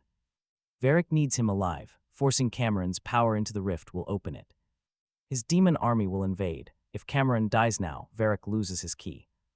Irene had guarded the key by protecting Cameron. Every attack had been aimed directly at the power inside his chest. He asked if he could close the rift. Orson answered that only absolute control could close it. A single wild surge could tear it completely open. That was the heavy inheritance he carried. One wrong burst could easily unlock the gates for an enemy army. Cameron stepped out into the freezing, pouring rain, running fast. Rain washed away the ash on his sleeve, but he ran until the market lights completely vanished behind him. Irene died protecting this power, and Eddie died because the enemy wanted it. Cameron made a firm promise to master it before anyone else became dangerous leverage against him. That very night, his royal authority reached the rift. Even before he did, across the divide, Lucian Crail had already stepped inside the passage heading toward Earth. The night Orson named him Prince, the rift answered from the other world. He could not witness that side of it back then, but Serena and Orson and Iga's records later shared the sequence. A blue pulse ran through the stone passage. Beneath King Varric's palace, the usurper king felt Cameron's royal authority. Touch the rift, he knew this power could seal it. Varric stood up so fast his heavy throne cracked beneath his hand, demanding to know Lucian Crail's location, and ordering the crossing accelerated. Cameron had only learned he was a prince about 12 hours prior, yet Varric was already panicking, as if Cameron were reaching for his crown. To understand why Lucian entered a deadly crossing that burned weaker demons, Orson took the dark history back to the coup. Inside the burning, ruined palace, Queen Isolde found Irene. With soldiers closing from both ends, Isolde pushed baby Cameron into Irene's arms. Take Cameron to Earth, she ordered. Never let Varric touch his power. She reached for her weapon, but Queen Isolde shoved her toward the escape. Root, her son must live, that was the order. Irene ran toward the rift, finding her own children beneath a collapsed stairwell. Lucian was the oldest. His sister wore Irene's silver pendant while clinging tightly to his thick coat. Hi. Demons aged slowly, meaning children from that night still look young centuries. Later, Irene ordered Lucian to take his sister to the northern shelter. Lucian looked at the human baby in her arms. Irene promised she would join them soon. But she left with Cameron instead. Lucian dragged his crying sister along with him through the burning city, reaching the shelter before dawn. But the door had been smashed open. Every loyalist inside lay dead. They waited until the fires went out, but Irene never returned. Other loyalists later rescued the girl, hiding her under another identity, while Lucian chose Varric. Years later, he entered one of Varric's military camps and demanded a place in his army. The recruiting officer looked at his little sister, stating soldiers never drag weakness behind them. Lucian led the child into a forest and left her there. She called after him, but he kept walking. When he returned alone, the officer let him pass. That was the monster coming for Cameron. His sudden awakening had opened one narrow chance in the rift, so Lucian entered first. The crushing red pressure stripped armor from his shoulders and threw lesser demons back. Later, Serena explained that this dangerous crossing forced travelers to relive their worst memories. The dark forest replayed around Lucian, but he kept moving. One hand at a time, the child Irene saved had opened the passage, but the son she abandoned was now forcing his way through. The next evening, Cameron returned to Serena's house with rain still drying on his jacket. A blue butterfly rested on the kitchen window. It spread its wings as he approached, then vanished through a gap far too small for any normal insect. Serena Maddox sat at the table, first aid kit lying open beside her. She had stayed awake again. His guardian, who did not care, pointed at a chair. "Sit down," she said. "Your shoulder is bleeding through the bandage." He sat down, pointing out how she kept calling herself his guardian while lying whenever Irene came up. Serena pulled his torn bandage free, declaring those subjects were unrelated, yet she recognized the pills, the photo, and his marks. Quite impressive for an unrelated subject. Serena tightened the new bandage harder than necessary. He watched her hands. Was this medical care or a confession attempt? Serena met his eyes, warning him it was encouragement to stop talking. In his defense, her angry concentration looked unfairly gorgeous. The next morning, at for example's command, Kira Lell reached him before the security desk did. Her shoulder was still heavily bandaged from Eddie's claws, and one gauntlet carried 4 black grooves. Kira playfully hooked her good arm around his, glad the handsome civilian survived. Morale restored, a silver thread looped around Kira's waist as Serena lifted her away from him, placing her exactly 2 steps to the left. Kira looked down at the thread, teasingly asking if guardian meant girlfriend. Serena released her, saying no. He looked at Serena, noting how fast that answer came. Serena quickly pointed toward the elevators. "Your blood test is waiting." Kira smiled at him, whispering that was not a confident denial. Real confidence. Serena's thread snapped against Kira's damaged gauntlet. Aegis separated Serena from him before the testing room. Dr. Lenora Fitch, the research chief who had kept Eddie's corpse, closed the glass door between them. He submitted because the registration would open restricted floors, and he planned to use every inch of that access. A scanner swept over his eyes and wrists. Dr. Fitch drew a single vial of blood. The monitor flashed 3 lines, then replaced them with a single result: no abnormal signature detected. Dr. Fitch's hands froze right above the keyboard. She stared at the blood, looked at him, and locked the detailed screen before Serena could spot it through the glass. He asked what she hid, but Dr. Fitch claimed it was nothing relevant. Still, she locked it away very quickly. Her mouth tightened. His registration was complete, but why was she acting so suspicious? Instead, she carried his blood away herself. Later that afternoon, he met Orson in the storage room beneath his medicine shop. His original training chamber was still a massive crater. Orson opened a small royal seal, proving he had served King Alden under an older identity. He asked him to keep calling him Orson Webb, the only name his enemies could not track. He had hidden that royal connection for years, but his return forced it into the open. Orson planted his frost-scarred cane on the floor and knelt again. He asked how many loyalists remained. Orson admitted there were enough to die badly if he called them too early. He told him to call them as survivors. First, they could discuss soldiers only after they actually made it back alive. Orson watched him for a beat, then lowered his head, promising to find King Alden's surviving soldiers. Tightening his grip on the cane, he vowed to gather every loyalist Varric failed to kill. Orson lifted his head, determined to put him on his father's throne, but he simply pulled Orson up by the shoulder, advising him to start with keeping them alive. Crowns could wait. Orson's smile was small and tired. That sounded like a true king, or maybe someone who lost his best friend. The smile fades. He nods, promising to move quickly. That very same night, under a full moon, Lucian breaks through a red-lit lake outside the city. He emerges. On one knee, smoke rising from his back, the rift seals shut behind him. Before the water even settles, in the demon realm, blue butterflies appear in villages loyal to King Alden. Families follow them into the forest and vanish from Varric's reach. A palace steward reports the movement. Varric seizes him by the throat, demanding they find the resistance before Lucian escapes. Orson had promised him an army, but the enemy general already reached Earth, hours later. He is riding home when a familiar cold pressure touches his senses. Looking through the bus window, he sees Serena crossing an empty service road. A tall, hooded figure follows her, moving completely unnaturally. He gets off at the next light and doubles back. Serena leads the shadow away from traffic, into a deserted maintenance yard. She waits until the last worker clears the gate, then turns before he reaches the fence. He steps through the gate, calling her out. She spent months calling him suspicious, yet leads strangers into dark alleys. Serena glances back, claiming she has this handled, a line with a terrible survival record. The hooded figure drops onto all fours, its legs fusing into a scaled tail. Its jaw splits wide as two black fangs slide over its lower lip. The serpent scout hisses, calling Serena a traitor and demanding the key. Serena raises both hands, her silver threads turn blood red, dark marks spread across her cheeks, claws lengthen from her fingers, then several pale tails open.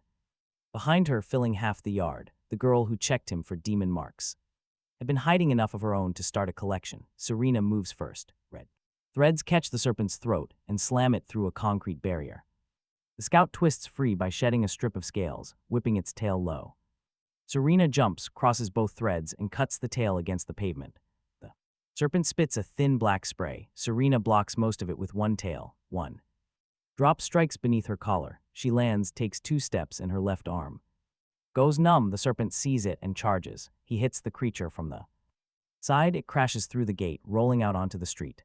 Blue frost covers one of its arms. He starts after it, but behind him, Serena falls to one knee. Black veins spread from her collar toward her throat. The serpent runs. He lets it go, catching Serena before she hits the ground. Her tails fade as he lifts her. Serena tries to push him away, but her hand barely moves. The scout can run, she whispers, but he retorts she can't, carrying her home.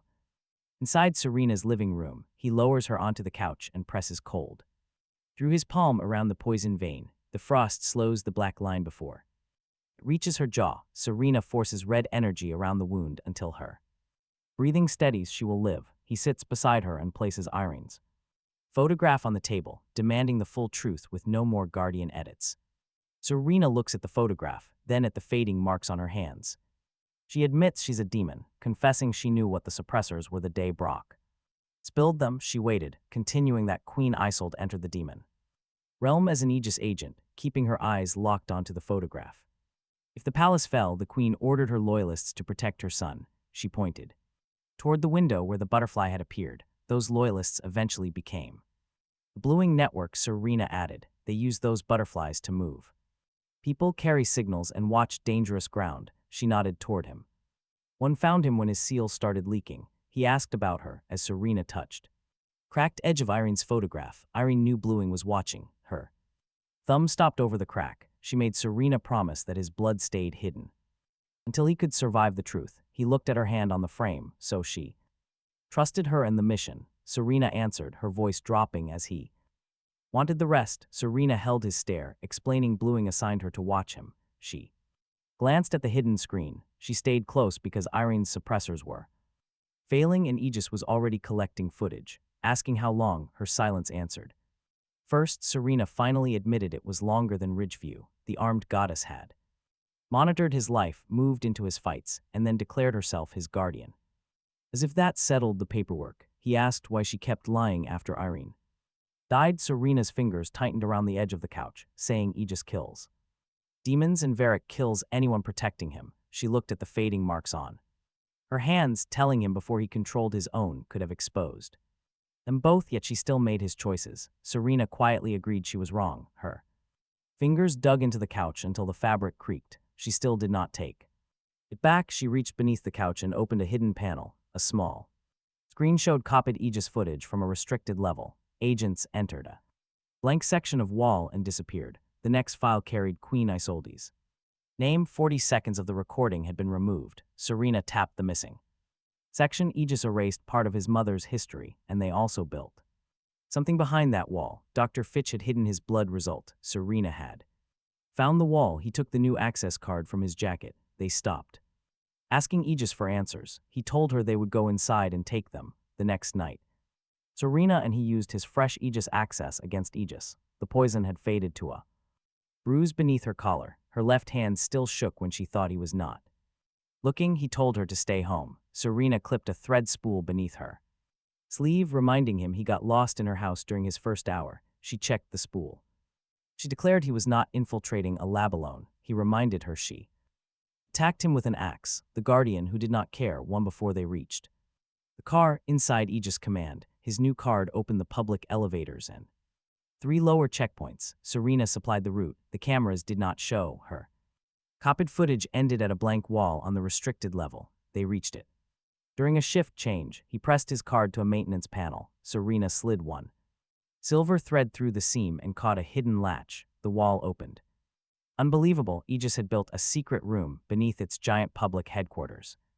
Subtlety had officially left the building. The corridor smelled like disinfectant and smoke. Vertical glass tanks lined both sides. Living demons floated inside them. One had its arms chained behind it, another breathed through a mask while technicians had marked sections of its skin through the glass. A third opened black eyes when he passed. It pressed one hand against the inside the tank. Demons normally turned to ash, but these tubes kept them alive. Trapped beneath restraints and sampling marks, Aegis built its dark collection this way. Serena stared at the nearest restraint, knowing they call every single demon a threat, storing them like spare parts. Suddenly, the tank's occupant slammed the glass once, an alarm blinked, and they slipped away before any technician checked. Reaching the end, Serena opened Queen Galdi's file, displaying his mother's Aegis photograph. She stood in field gear beside an ocean map, with one line reading passage expedition, one-way entry route. Suddenly, footsteps entered the hidden corridor. Director Wallace Care had opened the wall behind them. Serena pulled him between two storage racks and looked up. A maintenance duct crossed the ceiling, firing a thread through the grate. She climbed up and dragged him after her. The grate settled just as Director Care entered the records room below.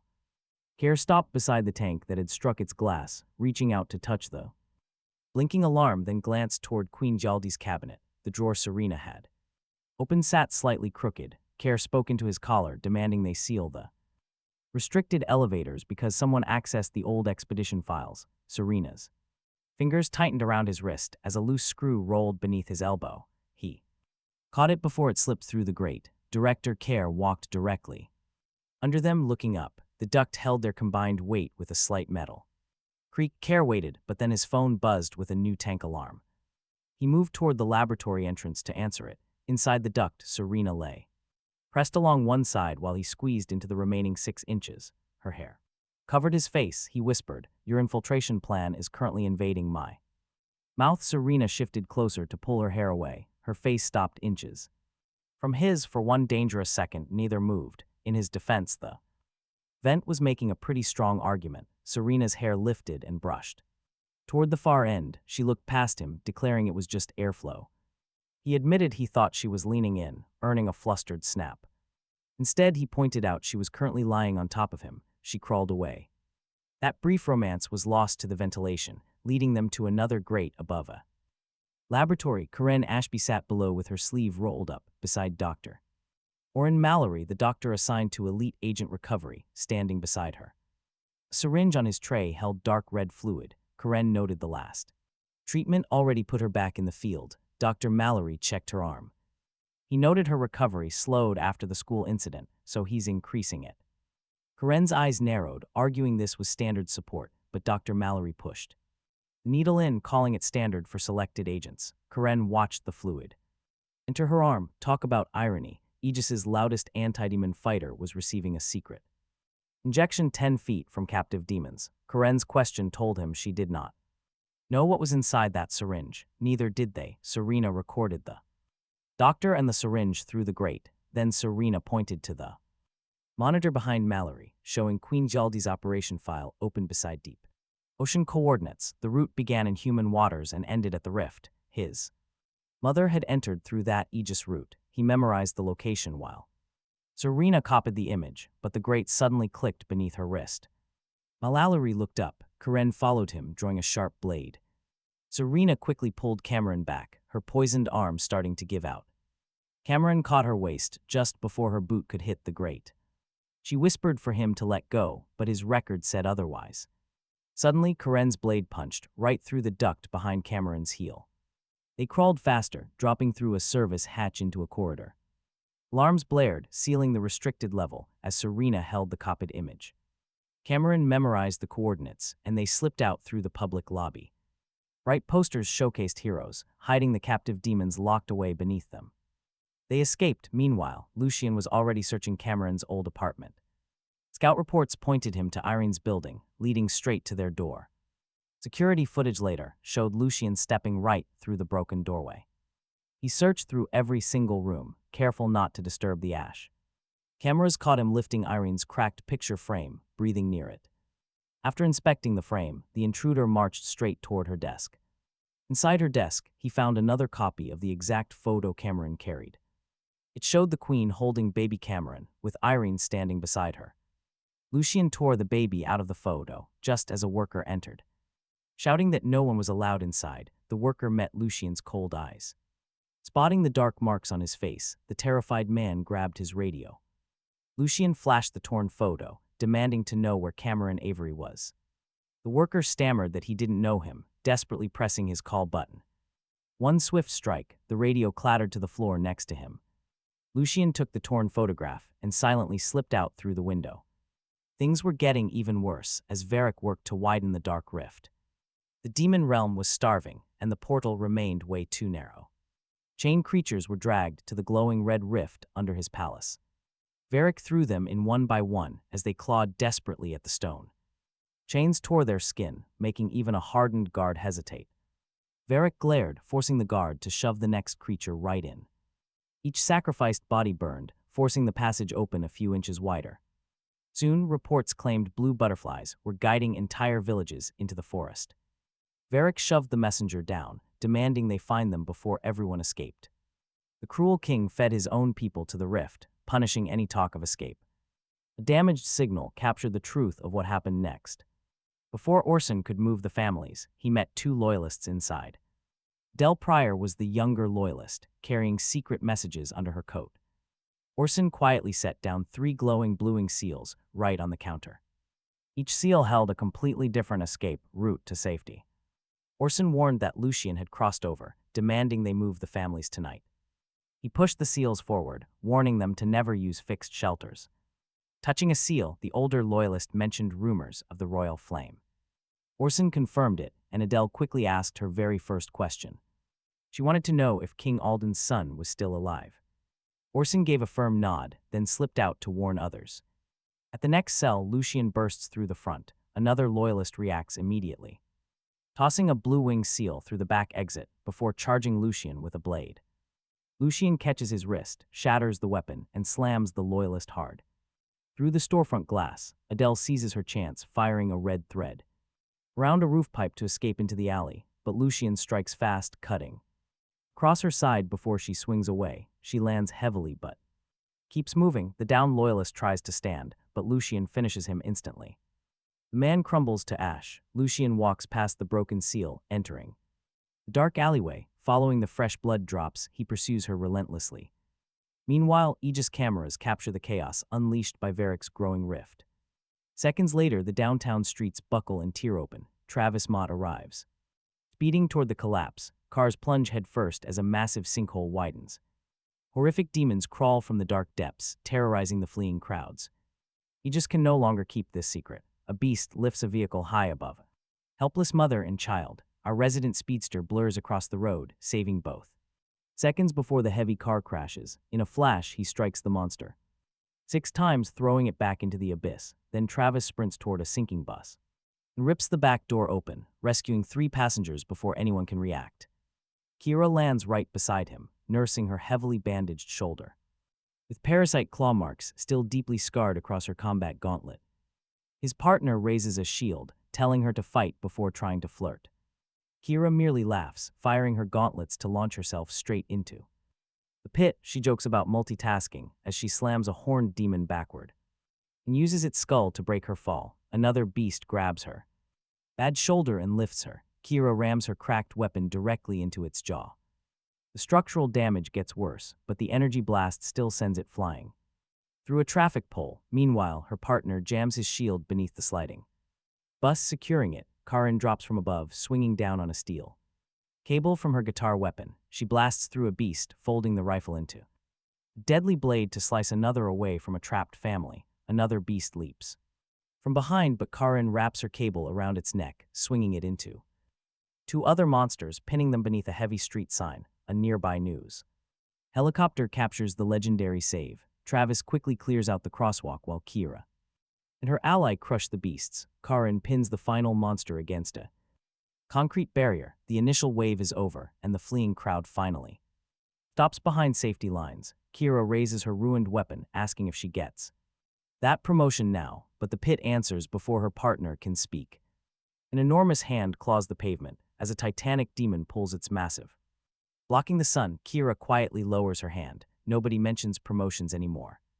By the time Serena and her ally reach the downtown crater, the behemoth makes the first wave look like absolute child's play. Its shoulders scrape both sides of the street, 6 terrifying eyes open on its head. Her partner had just asked if she could fight something she could not charm. Now this titanic demon stares straight down at her. Kira is completely silent. Things are cooked when she has nothing to say. Suddenly, the beast strikes. Travis pulls 2 civilians clear, but the impact still hurls him right through a bus shelter.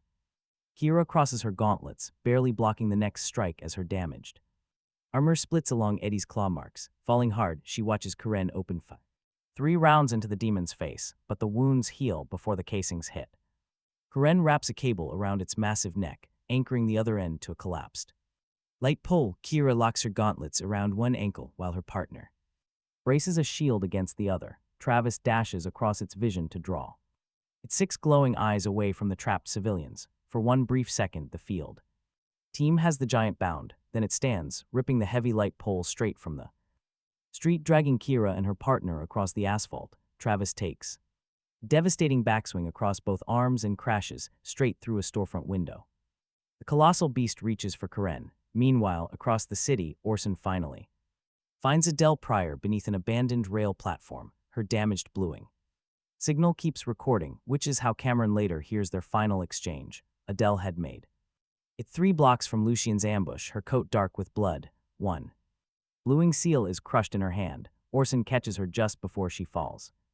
Adele grips his sleeve. Lucian crossed. He followed them. Orson looks toward the blood trail behind her. Adele gasps out one last question. King Alden's son, does he truly live? Orson reassures her Cameron lives. Relief reaches her face before death takes her. Adele smiles and turns to Ash in his arms, back at the pit. Every Aegis screen orders all unregistered personnel away from the field. Director Care's voice barks through Serena's stolen receiver.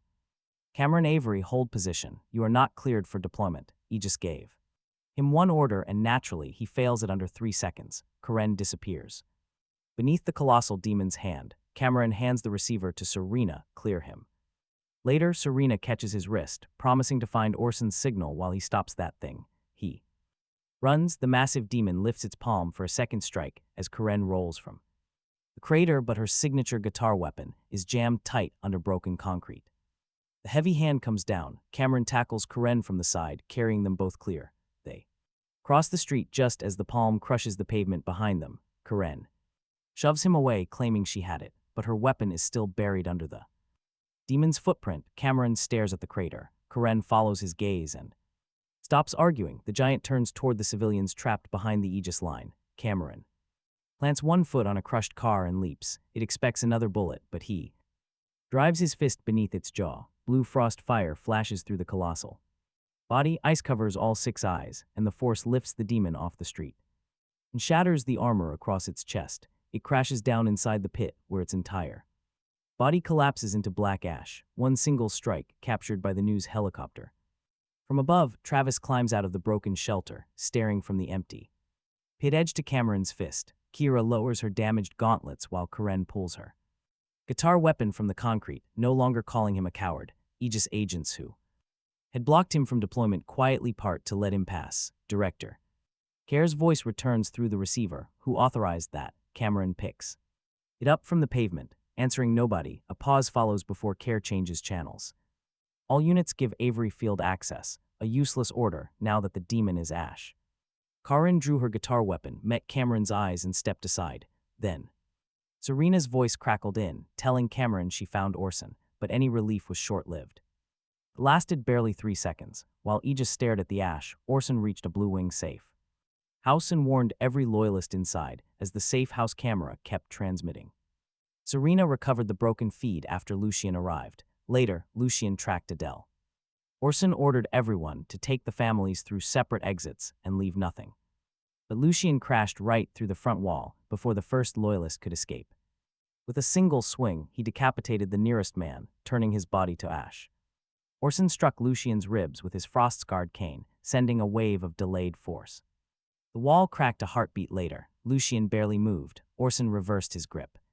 He drove a second pulse through the floor, but Lucian caught the weapon. He sent Orson's own delayed force back through the handle, shattering his shoulder. He hit the wall, yelling for them to run. A loyalist slapped a seal against the wall, sending a butterfly signal fleeing toward every nearby cell. Instantly, the remaining loyalists rushed together, red threads bound Lucian's arm. A spear struck his shoulder as another loyalist grabbed his waist. Lucian tore free and kept walking, though their sacrifice bought Orson the back alley while the safe house burned to ash. Lucian immediately followed. Orson crossed a crowded street, trying to pull the monster away from innocent civilians. Lucian stopped beside a delivery driver who had stepped out to help people evacuate. The driver raised his hands, but Lucian killed him with a single strike. Then he turned toward the alley where Orson hid, shouting to keep running, mocking that he could easily keep targeting strangers.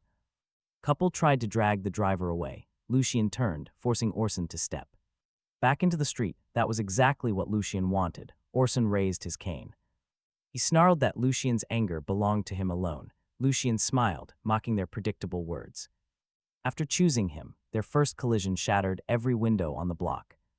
Aegis drones caught the massive blast, flashing a single warning across every screen. Code 9, Aegis only used that alert for one thing: a city-destroying humanoid threat. The live feed popped up on the receiver in Cameron's hand. Lucian stood in the street with Orson trapped beneath his blade. Cameron bolted. Before Director Care could finish ordering a team, Serena met him at the entrance, with her silver threads out, warning that Aegis would kill Orson too.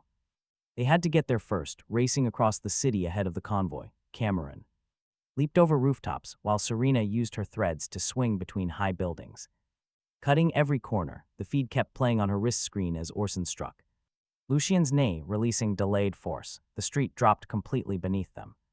But Lucian stepped right through the collapse, his blade slashing across Orson's arm. The severed limb hit the asphalt with the cane still in its hand, yet Orson stood strong. He slammed his shoulder into Lucian, buying time for the civilians fleeing behind him. With one low sweep, Orson's leg was severed beneath the knee. He collapsed. Serena's breathing hitched beside Cameron. The official Aegis convoy was still blocks behind. Meanwhile, Lucian raised his blade right over Orson's neck. Cameron launched himself off the last rooftop, shattering the concrete beneath him. The blade started down, but Cameron hit Lucian before it landed, sending them crashing. They crashed through the street together, smashing right into an empty storefront. The impact buried Orson beneath brick and steel, but Cameron landed right before the wreckage. Blue frost fire spread across the road behind him. Orson looked up at Cameron. Through blood and dust, for a brief second his face changed. "Your father stood like that," Orson whispered. Suddenly, Lucian emerged from the ruined store carrying half a support beam. He hurled it, but Cameron shattered it with a single arm. Lucian Crowell, the general who had crossed worlds for Cameron's blood, finally stood right before him. He looked at Orson's missing limbs, then stared at Cameron's face. Aegis's drone hovered above the street, keeping both of them on the citywide feed. Lucian completely ignored the drone. His eyes stayed locked on Cameron, calling him Irene's stolen prince. "Now watch this." Cameron stepped over the broken beam. "You killed civilians to make one wounded man stop running." Cameron spat. "That's your revenge." Lucian's eyes darkened, mentioning his mother abandoned her children for Cameron. Lucian was just an infant while Cameron found easier targets. Cameron's mouth tightened. Good, the abandoned general could cut buildings, but one sentence still reached him. Lucian attacked, but Cameron caught his wrist. The street sank beneath them. Lucian's technique redirected Cameron's force into the ground, and the recoil slammed Cameron's shoulder from below. He froze the broken pavement around Lucian's boots and drove his forehead into his face. Lucian let the hit move him half a step. Then Lucian twisted Cameron's captured arm, sending the remaining impact through a parked truck. The truck folded behind Cameron. He kicked Lucian's knee, but Lucian used Cameron's ankle to pivot, redirecting the force toward Orson. The shock veered toward his mentor, so Cameron released the hold. The problem was immediate. He had far more raw power, but Lucian knew how to turn power sideways. Orson groaned. Behind him, Cameron needed his mentor out before the next exchange. Red threads wrapped around Lucian's throat. Serena landed between them in her many-tailed form. Iga's drones arrived overhead, capturing every single mark, claw, and pale tail. Her secret was public now. Serena pulled Lucian back, shouting to take Orson. Cameron lifted his mentor. Lucian saw Serena's red threads, then spotted the silver pendant at her throat. His whole body froze. Naira, Lucian muttered, as Serena's grip loosened for one beat. Naira was the little girl Irene had sent toward the shelter. Naira was the sister Lucian had abandoned in the forest. Serena Maddox was Naira. Lucian stared at her tails, whispering she survived. Serena's face went cold. You left me there. The root burned. Lucian snapped back, claiming he thought she died. Serena tightened her red threads until his armor cracked, saying he never came back to check. Lucian looked past Serena at Cameron carrying Orson, then back at her. Mother chose him and now she protects him too. Serena planted both feet, shouting. Irene came back too late, but Lucian never came back at all. He roared, tearing one thread apart, but Serena caught his other arm with 3 more, shouting for Cameron to go. Cameron carried Orson away while she held her brother. 2 blocks later, Orson's body began turning gray in his arms. He lowered his mentor beside a closed storefront. His severed wounds were already releasing ash, but Cameron pressed blue cold around them. Anyway, Orson touched his wrist, whispering stop. Cameron kept the frost there, insisting he got to him. Cameron told him as Orson looked toward the red light above the buildings. You reached the blade, but the wounds came first. Cameron got there before the blade, yet he still got there far too late. Orson's fingers tightened once around Cameron's hand. The dead leave responsibility, Orson had told him. The living could still change what happened. Next, his hand crumbled into ash, and the rest followed before he could answer. The closest thing he had left to a father drifted from his arms as black dust. He placed the frost-scarred cane down. Behind him, Serena's threads snapped. Across the street, Aegis's engines closed in, their drones already tracking them. Showing them what she was, he stood, then went back with Serena to face Lucian. They believed one clean blow would end it all, but they were wrong. About what that strike would cost, he returned to the ruined street. Seconds after Orson crumbled into ash, Serena stood her ground, holding Lucian with 3 red threads, while Aegis's engines closed from both ends of the block. Her tails flared wide, one arm trembling from old poison. She looked over, asking if he planned to charge him alone again. He stepped beside her. Grief was supposed to make him wiser. Clearly it had not. His careless guardian had followed him into another family disaster. Lucian ripped one thread apart and rolled his shoulder. Orson's blood still marked his blade. The prince warned him he would die here. Lucian glanced toward the distant ash, mocking him for arriving after the important part. He moved before Lucian finished, striking his guard and sending the force into the street. Concrete exploded beneath Serena instead of him. She easily vaulted the debris, looping a thread around a pole and kicking Lucian across the jaw. He caught her ankle, but the prince froze his wrist. She twisted free. Lines across his armor. Lucian backed through a parked sedan coming out. Carrying the torn door, he threw it at Serena, but the prince shattered it midair. Metal fragments kept moving, because Lucian had already redirected his impact. Serena crossed her tails over her face, bouncing the shards off her pale fur. She glared, demanding controlled power. He agreed it was excellent advice, but terrible timing. Lucian attacked between them. His royal authority could seal the rift, but Lucian had better technique. They had 2 directions, so they kept him trapped, striking him hard from opposite angles. He struck high. Serena pulled low. Lucian redirected his shoulder, strike into her threads, tearing a car sideways. Serena released the lines before the impact reached her hands, quickly snapping a fresh line around his knee. He drove frost into the joint. Lucian dropped 1 inch. That was progress. The rogue general had finally discovered gravity. He thrust straight for his throat. He dodged, trapping the blade under his arm, while Serena bound both wrists. For half a second they had him. Lucian stamped the ground, sending shockwaves up her threads. The lines whipped her away, but the prince caught her waist before she hit the wall. Her tails wrapped around them, blocking Lucian's follow-up slash. They landed and she pushed off his chest. She told him to look up. He joked she was blocking the view. Her cheeks flushed despite the danger, and she threw him at her brother.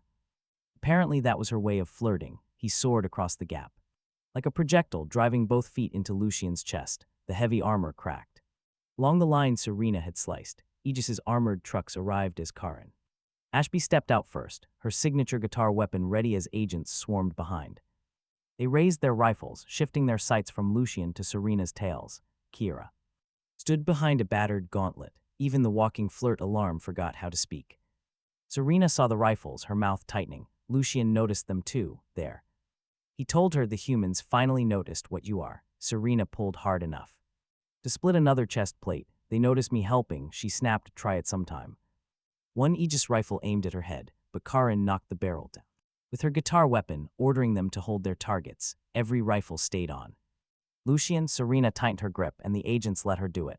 Lucian tore the light pole from the pavement, swinging it right through Serena's threads. He caught the pole. Lucian released it, driving his palm into his chest. The force should have sent him flying, but he planted both feet, letting blue frostfire swallow Lucian's arm. His armor whitened. Suddenly, Serena attacked from behind.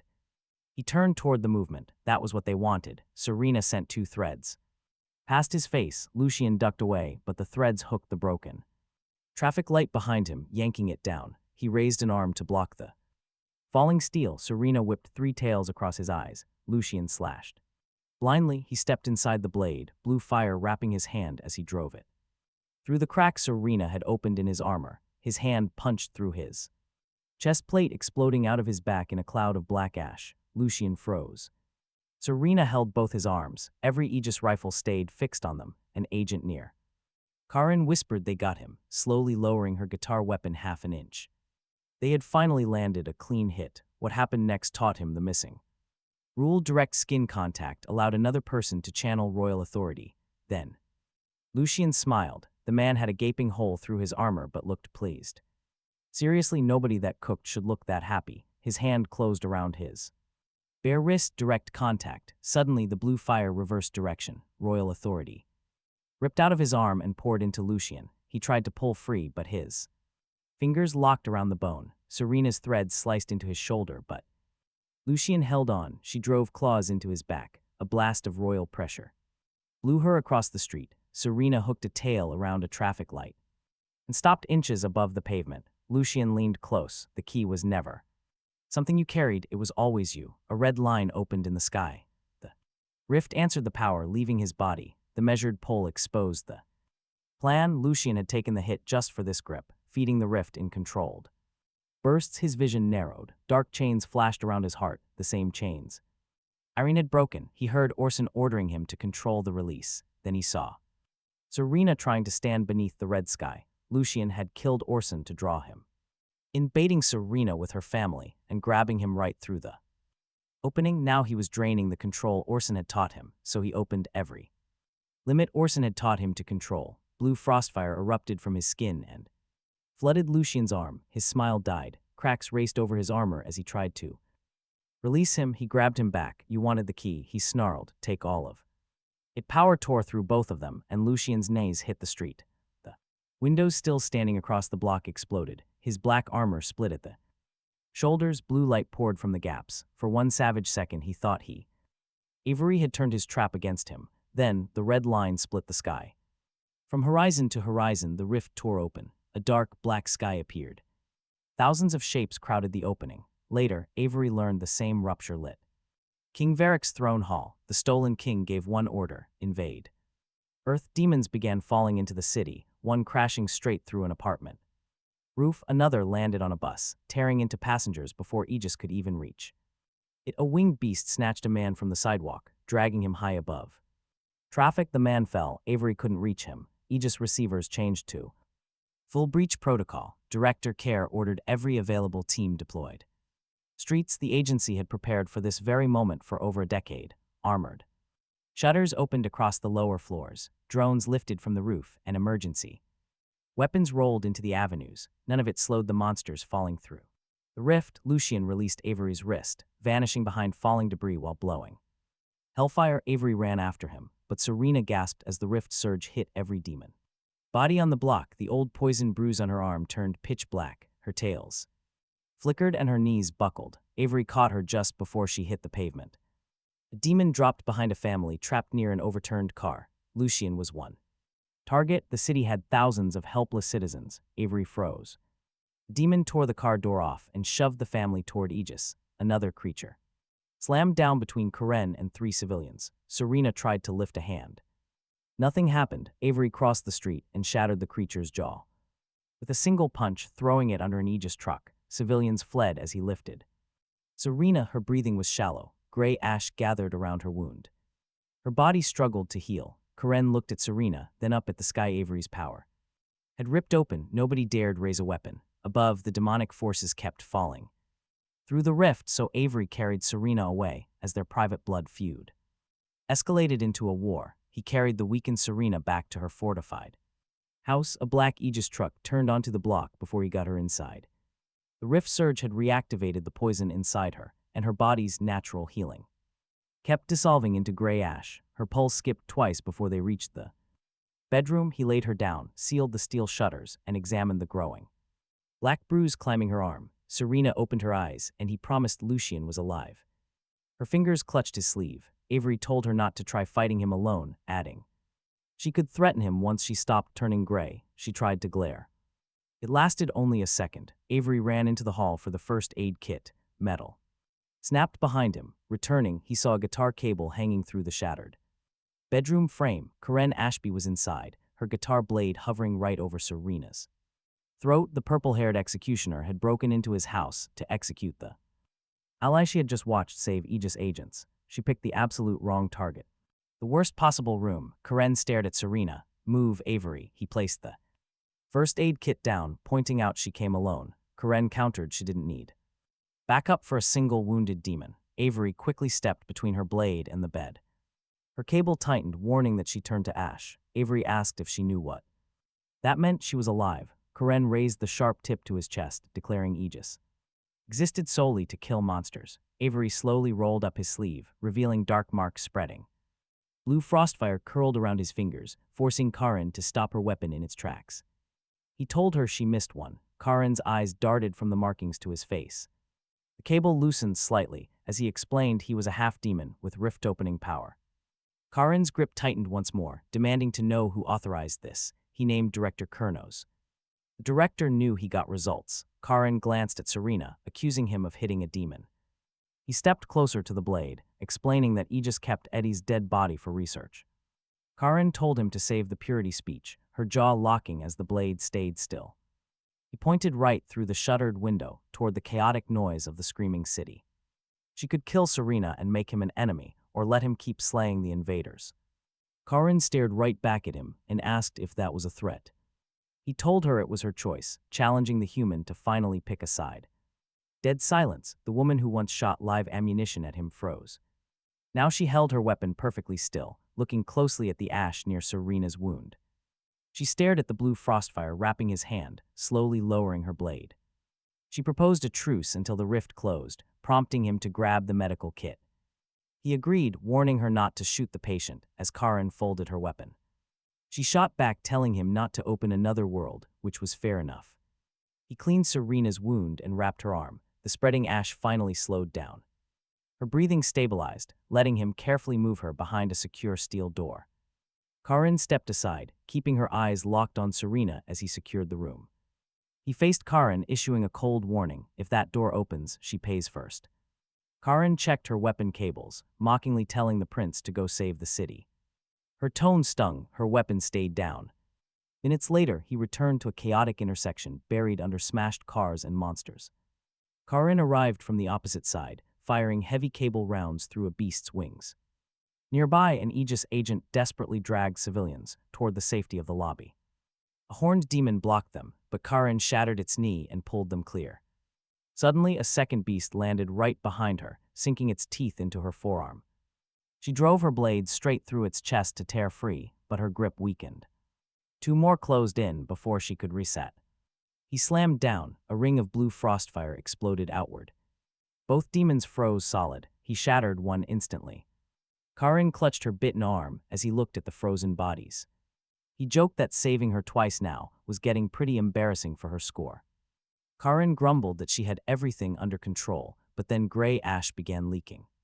Talk about a shock. The bite marks were closing up right before their eyes. Her injuries were healing just like a demon's would, leaving her staring at her palm. All confidence drained from Karen's face, replaced almost instantly by pure, burning rage. He remembered seeing Dr. Orrin Mallory inject her inside a secret laboratory. Karin only knew him as the physician responsible for her regular performance treatments. She peeled off her glove, watching her skin stitch together beneath gray dust. Karin demanded to know how long this had been happening, so he explained. Mallory had raised her dosage. She glared at Aegis headquarters in disbelief. Karin asked what Mallory had put inside her, seeking answers. He suggested she ask him directly, weapon in hand, as she marched toward Aegis. While Karin made her way to Mallory, Bluing retrieved a damaged recording from another street near the rift. The serpent scout who poisoned Serena slid toward Lucian through the smoke. Lucian's armor was cracked from there assault, but he stood firm. The scout bowed, bragging that the Bluing woman was as good as dead. Lucian turned slowly as the beast raised its head, boasting that it left enough toxin to stop her heart, but Lucian crossed the distance before it finished smiling, driving his hands straight through the scout's chest. The monster stared down at his arm, then up at his face. Lucian reduced the beast to ash and walked away. Still, the discarded general kept insisting that humans and demons deserve equal hatred, but one boast about his sister. And his own soldier was vaporized, sure, completely detached, back at Aegis. Karin reached Dr. Mallory's hidden clinic, with black demon ash still on her arm. She reached his door with one burning question: what had he put inside her? Karin marched straight from the battlefield to Dr. Oren Mallory's secret treatment facility deep beneath Aegis command. The details would only be recovered later from a recording. Mallory was the enhancement doctor who secretly ramped up her performance doses. He already had another loaded syringe ready on a steel tray. Karin grabbed it, pressing the cold needle right beneath his jaw, telling him to use it on himself. Mallory's hands flew up, pleading that the dose wasn't safe for him, but Karin pushed the needle closer, asking what was inside. Mallory tried to stay calm. Dr. Voice, while sweat soaked his collar, calling it a recovery compound. Mallory insisted that she authorized treatment. Karin opened her bitten forearm as gray ash drifted from the flesh that had already sealed. She smeared the ash across his white coat, asking if recovery turned people into monsters. Mallory looked toward the exit. Karin clicked the syringe plunger once, letting a clear drop gather at the tip. Lie again, she warned, and you'll be the one demonstrating the side effects. Mallory folded, admitting it was demon DNA, given only to select elite agents. None of them were ever told the dark truth. His eyes darted to the syringe as Karin turned it, until the clear liquid caught the sterile light. Karin looked down at the gray ash on her arm. Aegis had sent her to hunt demons while pumping demon blood into her own veins. Her grip tightened until the doctor winced. Behind him, massive glass tanks glowed through a hidden door. Karin pulled the needle back. Mallory sighed in relief too soon because she shoved him straight into the secret laboratory. Living demons floated in glass vats and writhed inside heavy metal cages. One beast raised its head when the doctor entered, while another clawed at its glass cell until the walls rattled. Tubes ran directly from those tanks into the same medical machines Mallory used on their own agents. Aegis was harvesting living demons to mutate their soldiers. Mallory reached for the security lock, but Karin grabbed his wrist, forcing his palm to trigger the release. A cage hissed open, and a gaunt beast crawled onto the floor, sniffing the fresh blood on Mallory's coat. Terrified, the doctor barked out a specimen number, ordering it to retreat, but the monster kept advancing. Another beast pressed hard against its glass cage when it saw him. Karin triggered that lock, and then a third. By the third release, Mallory stopped barking designations and began desperately begging Karin, his voice rising in sheer panic with every lock she shattered. Mallory finally dropped the cold act, pleading that they were human, and he only did. He was strong enough to protect their people. The doctor only discovered solidarity the second his captives looked at him. Karin stepped toward the exit. He had used their bodies on her, and now he had to face them. Mallory chased her, but a clawed hand caught his coat. Grabbing Karin's sleeve, he asked if she needed him to remove it. Karin stared at the ash healing her arm, noting he did not ask before putting it inside. Karin pulled free as the captive creatures dragged Mallory down before he could reach the door, feeding on him before Karin reached the outer lock. His orders no longer sounded like orders. Karin locked the outer door and kept walking. Later that night, after leaving the lab, Karin returned to Serena's bedroom. Serena later told Cameron about their conversation. Karin had changed Serena's bandages before she woke. Fresh gray ash marked Karin's sleeve. Serena noticed it but said nothing. The guitar weapon rested across Karin's knees as her chair blocked the door. the room still smelled of antiseptic and smoke from the open rift. Serena stared at the weapon, then at the woman who had tried to kill her, asking if she planned to finish the job, Karin. Karin kept her eyes on the hallway, warning her to stay safe. Serena tried to sit up but failed, so Karin pushed a glass of water with reach, telling her to save her pride, since the city needed Cameron more than this argument. Serena took the glass, noting it sounded almost caring. Karin replied that it was strategic. Cameron's guardian, who did not care, had acquired a bodyguard who also did not care. The problem was obvious: 2 armed women, 1 house, and 0 emotional honesty. Karin stayed in her chair, guarding the door. Outside, the rift still poured demons into the city. While Karin guarded Serena, Cameron fought. Beneath the broken sky, a horned demon charged through civilians, but he froze its legs, tore it away, and shattered it against the street. 2 winged creatures dropped behind him. He burned one from the air and drove the other through a wrecked bus. An Aegis agent fell beneath a clawed giant. He caught the claw, broke the arm, and pulled the agent free. The agent saw the marks across his face, yet still took his hand. More demons replaced them before the ash cleared. The former school punching bag was now cutting a path through an invading army. That upgrade came with a city-sized bill. Humans had feared him and demons had hunted him, but he chose the people behind him. If killing every invader between them and safety was the only way to protect them, then that was what he would do.